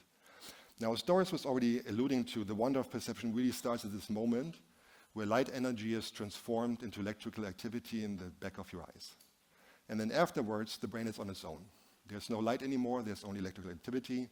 This is this activity traveling through very closely knit networks of neurons. That is the language of the brain. And that is all the brain has to make inferences about the outside world. So at every point in the brain, we have these very complex networks that have to make sense of it. So therefore, the discovery of the face cell that Nancy was alluding to came as a great surprise to people, and because it couldn't be documented very well, many neuroscientists actually for long periods of time afterwards did not believe they actually existed. So I take it for granted that you believe they existed because you got lots of evidence in the previous talks. But one question is like why they exist, and then why there can be these meaningful representations, and whether they depend on something specific about the primate brain. The computational modeling that I was shown to you might indicate that it does not depend specifically on the primate brain, but we're very much interested in this interaction, if you will, between the hardware of the brain and the software. And so we are turning now again to the paper wasp, which has a very highly developed visual system, much like ours, but it's very different in its development and its neural composition. And when I say we, I'm actually just very lucky, maybe similarly to Nancy with our Japanese collaborators. So this is really the work of Chris Jernigan, who's a postdoc in Michael Sheehan's lab at Cornell. And I'm just the enthusiast for faces and for paper wasps who's coming along for the ride. So they recorded, or Chris recorded at different parts of the brain to look if there are cells that are selective. And I told you these paper wasps, they can discriminate different faces, so maybe there are face-selective cells there. So here's one cell that he recorded from. By now you understand our coding. Every dot is an action potential, and you see different kinds of stimuli shown from top to bottom. There's a big response here to the actual silhouette of other paper wasps seen from the front, not from the side. So it's very orientation selective. There's a weaker response also to the full view of the paper wasp. Here's another cell that is responding selectively a little bit to the profile, but mostly to the entire wasp. And here's like another cell that's also responding to the two and has a strange response. This is one indication like that things might be like a little differently, also to just like random noise. And it's unclear to us right now like why that might be. So a brief response to the random noise, but the biggest one to the wasp. So there are wasp cells in the brains of paper wasps, very similar to primates. And so we're very excited about this because partly they're also in a part of the brain that makes sense. It's a higher level visual area that is object selective and that is changing in size with social experience. So maybe there are face areas there as well, we don't know. Maybe they take a different shape because the morphology of the neurons is very different. And maybe there's a progression of different coding principles there as well. So most of the research on face recognition focuses on identity. I mentioned this to you before, and you've heard this from Doris's talk. But there's a lot of other information that you get from the face as well. And people have thought for some time about like how the brain could possibly do this. And in 1986, Vicky Bruce and Andy Young proposed this model that's been very influential in the field, actually I would say visionary. I was trying to talk to them about like how they could imagine like all these things that we would discover later. They're very humble about it, but they made a lot of predictions that actually turned out to be true. So the main idea was that there are different parts of the brain that are doing different kinds of analyses on the same stimulus that's multidimensional.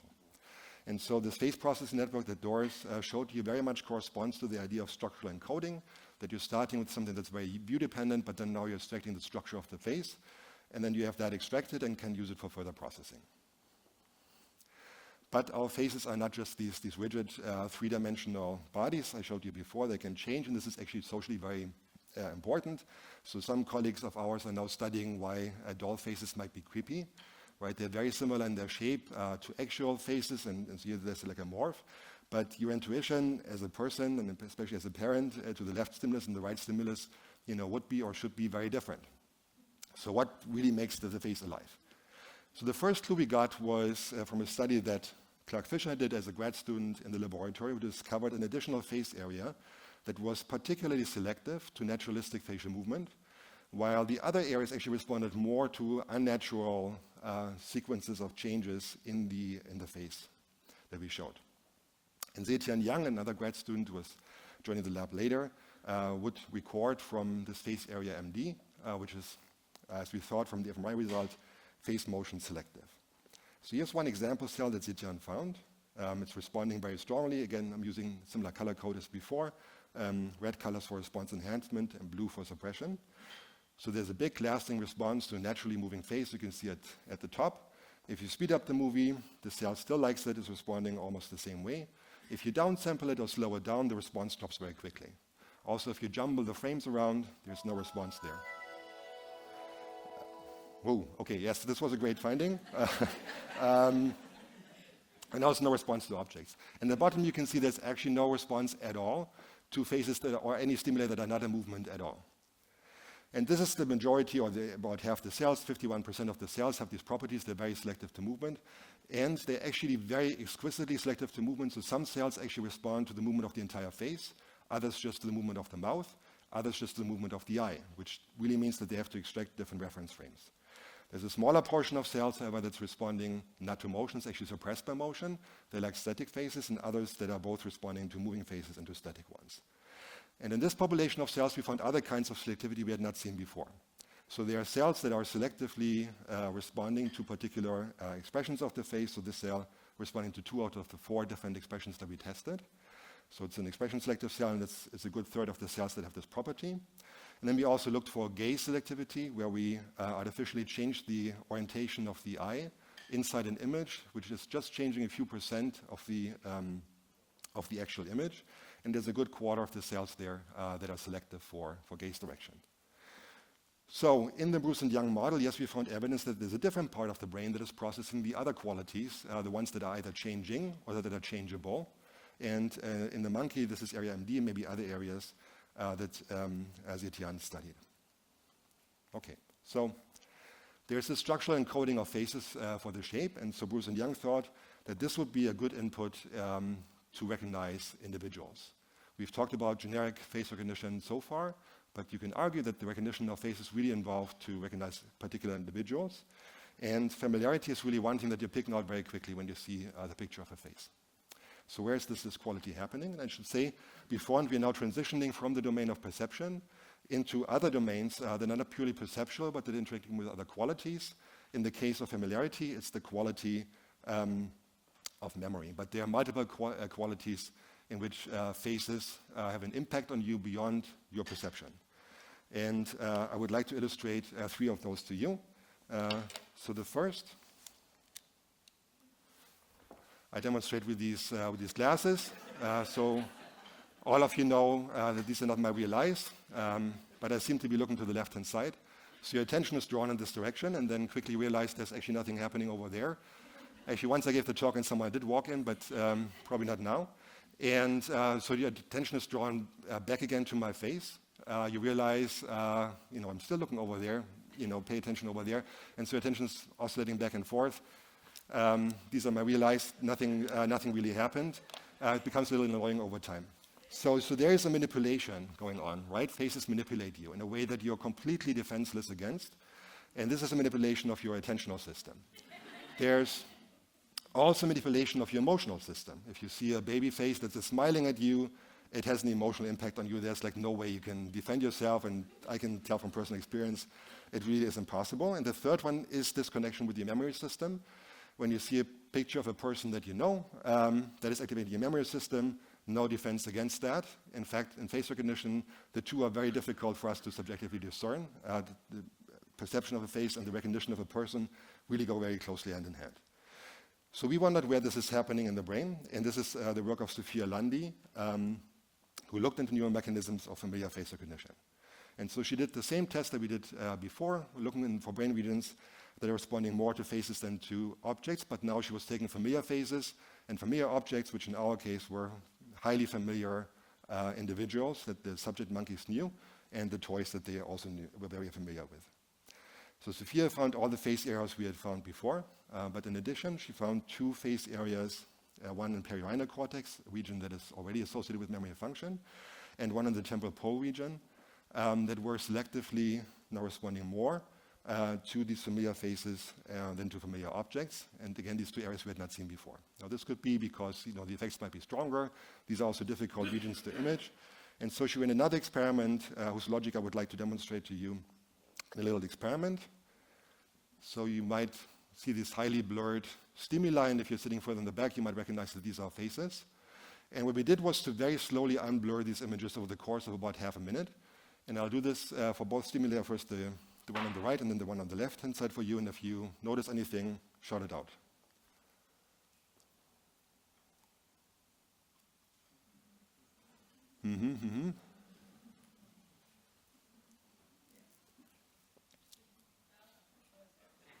Okay, no one is saying the name, but I think that by now all of you recognized President Barack Obama, even though the image is still highly blurred. This has been known for a long time that familiar faces can be recognized even when they're highly blurred, so there's nothing, there's something about the overall gist of the face that you can use for recognition.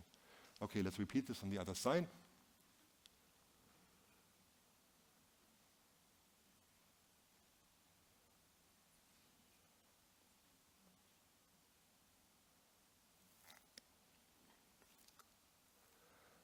Okay, I hear no response, and that's how it should be. That's the idea of the experiment.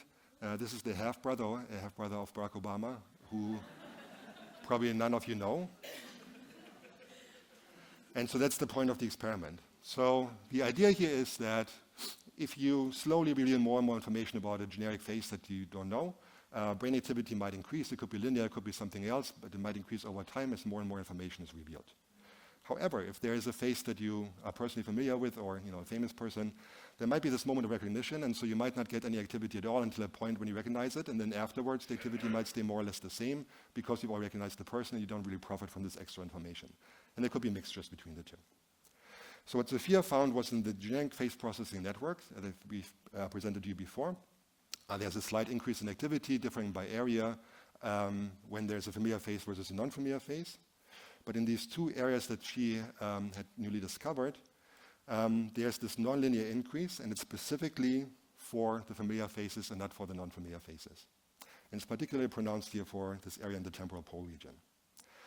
When she's recording from this region, she finds there's much bigger activity to the familiar monkey faces, the second biggest being the unfamiliar monkey faces. There's another region for human faces.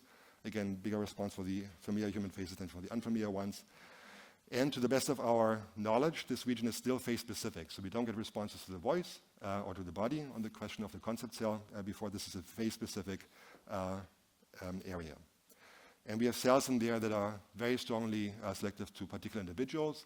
So this cell is responding only to one particular face of a monkey that the subject is personally familiar with. So yes, as Bruce and Young predicted, there are additional face areas that are selective for the processing of familiar faces, and they actually specifically predicted that there should be a face recognition units, which I'd overlooked the first time I read the paper, but this is specifically the idea that there are cells or processing centers for familiar faces and not for whole people. So we are very interested to know if these areas also exist in humans, because since the discovery of the fusiform face area, people have been chasing this and they've been trying to find regions in the brain that are selected for familiar faces, but the results were really not so clear. And luckily, Ben Dean, who Nancy showed before, was a postdoc with Rebecca Sachs and grad student with Rebecca Sachs and also with her, joined my lab, and he's a cognitive scientist and an MR physicist. And so he designed a special scan sequence that allowed us to look into these parts of the human brain that are difficult to image.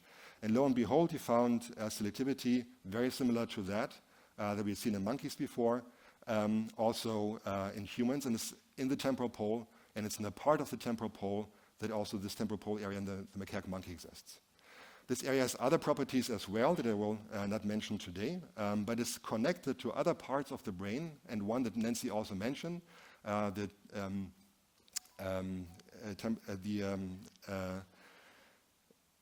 temporoparietal junction, TPJ, where Rebecca Sachs had found activity related to the thoughts of other people. And so here we see like a segue from the recognition of individuals to individual people, mixing with regions that are involved in high-level thought about the minds of others. Which means that, by the way, these are the regions of the brain that are the furthest away from the sensory domain and then from the motor domain. And it means that now we have a connection here between the perception of faces and social cognitive centers that we can investigate further. And so this is, in brief, our perception based on Johan Jakob von Uexküll's world of animals that are created through both a motor interaction and the sensory interaction with the environment, building up these internal worlds, all the way up to people thinking about other people. And we now know where things are, and we already understand some of the reasons, some of the ways the neurons are selective and the computations they're doing, and some of the computational principles behind it. Exactly 100 years ago, Thomas Mann published what many, and including me, consider to be his greatest work, Der Zauberberg, The Magic Mountain. This book describes the world, the European world, as it existed right before World War I. It's the political world, the intellectual world, and the cultural world. And this world is eerily familiar to us. We can immediately relate to it. It's not very different in many ways, but in one way, it is very different. So in the larger section of the book, Thomas Mann is raising the question, what was life? Was war das Leben? And the answer he's giving repeatedly is, we don't know. No one knows. Wir wissen es nicht. Niemand weiß es. So life was mysterious. We didn't know where it came from. We didn't know how it evolved. We didn't know its relationship to the physical world. We didn't know how it could replicate, how it could maintain from one generation to the other. And we certainly didn't know, how to create consciousness or other things that we now at least have some ideas about. It's also a world where there's a fascination with the recent invention of the X-ray machine. In a startling way, it now showed the body from the inside for the first time. And people were shocked by it because it seemed to show a dead body inside a living one. You saw the bones that are dead. Something unimaginable to us. But this was a strong reaction that the people had to the invention of the X-ray. And it raised the question of a possible future where we might be able to have a machine that could look inside of us and make the soul visible, something maybe that Nancy has come close to. So this world of mystery might have some lure to us because it comes with an innocence, and mystery is something startling, but I would argue if science is done right, then it replaces mystery with beauty, and that is something to strive for. And I hope that this morning you've seen some of this in the talks today. But in neuroscience, there's another reason why we have to strive forward, and I'd like to illustrate this with the words of the mathematician David Hilbert. We must know, and we will know. Wir müssen wissen, wir werden wissen. We've told you mostly the happy stories of the brain, but they're the non-happy ones. And we don't have the luxury of ignorance. We have to understand the brain in order to heal the many disorders that afflict it. Now is the time, and I hope I still have the time, to give thanks. I should give thanks to many, many people. I had the great fortune to work with many highly gifted individuals over the time, grad students, postdocs, collaborators, first and foremost Doris. I've also had the fortune to receive a lot of funding from agencies, including the Kavli Foundation, for very expensive research. And I'm very grateful for all of them, but there's no time to thank them appropriately individually. I should also thank my teachers from high school, university, and then my academic teachers. The ingenious Wolf Singer, who taught us to think audaciously, the uncomparable Nancy Kanwisher, for teaching us how to bring the best of cognitive science into neuroscience to make it better, and Marge Livingston with her uncanny ability to find the simplest possible experiment to find a clear answer to a question. But on an occasion like this, I think it's most appropriate to go back to the beginning and then come to the present. And I would like to thank my family, my core family shown here, my mother and my sister, who are both here with us, for their unwavering support, my mother for giving me life, and my sister for saving it. Literally true. My grandmother, who you can see in the background here, who actually instilled the interest in science in me. And by doing so, already inoculated me against this idea that there could be any gender differences in ability to be a scientist. And my father, who really mostly taught me how to think, and who died this last year. Sadly, I have to say that he would have enjoyed coming here very much, and maybe, if that's possible, even more than I. And my new American family for support, inspiration, and love. I should say I'm the father of two identical twins, and so if you're a face researcher, that's a great gift that nature can give you. And at the end, I would like to let you in on a secret, little secret, maybe not so little secret, is that sometimes it's possible to recognize a person without the face. Okay, thank you very much for your attention.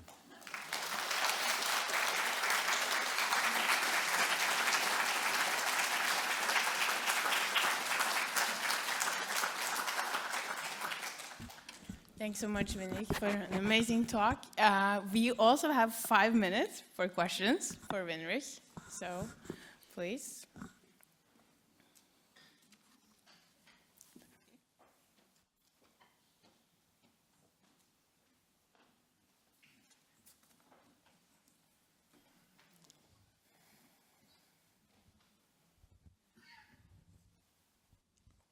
A very interesting talk again. I was wondering if there's any sexual differences in the recognition of faces, because it's kind of like stereotype that men are more interested in objects and women a little bit more in faces. So I can answer this question for the paper wasp. Maybe Nancy's more competent to answer it for human beings. So in the paper wasp, I forgot to mention, this is all done in females. Okay. So we know because in these societies, it's really the females who are dominating everything. And so we know when I said that they can recognize faces, we know this for females, established in the hierarchy and so on and so forth, it's all the female queens. Yeah, so you're more of and the question was maybe more about the humans. All right, thanks.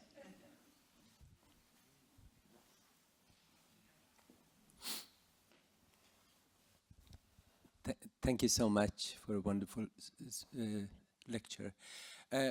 My question is about this M3 area that you mentioned with involuntary movements, facial movements. Is there a path directly from there to the facial nucleus, or is it through hypothalamus? Or?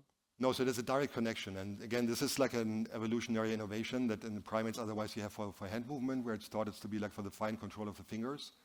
And so for the face, it's not so entirely clear like why that should be, but it has this impact that, you know, maybe your conscious experience or other qualities associated with higher cortical function are now very closely associated with the face. So is it in singular cortex? Yeah, this is a part of cingulate cortex, anterior cingulate cortex. Yeah, thank you.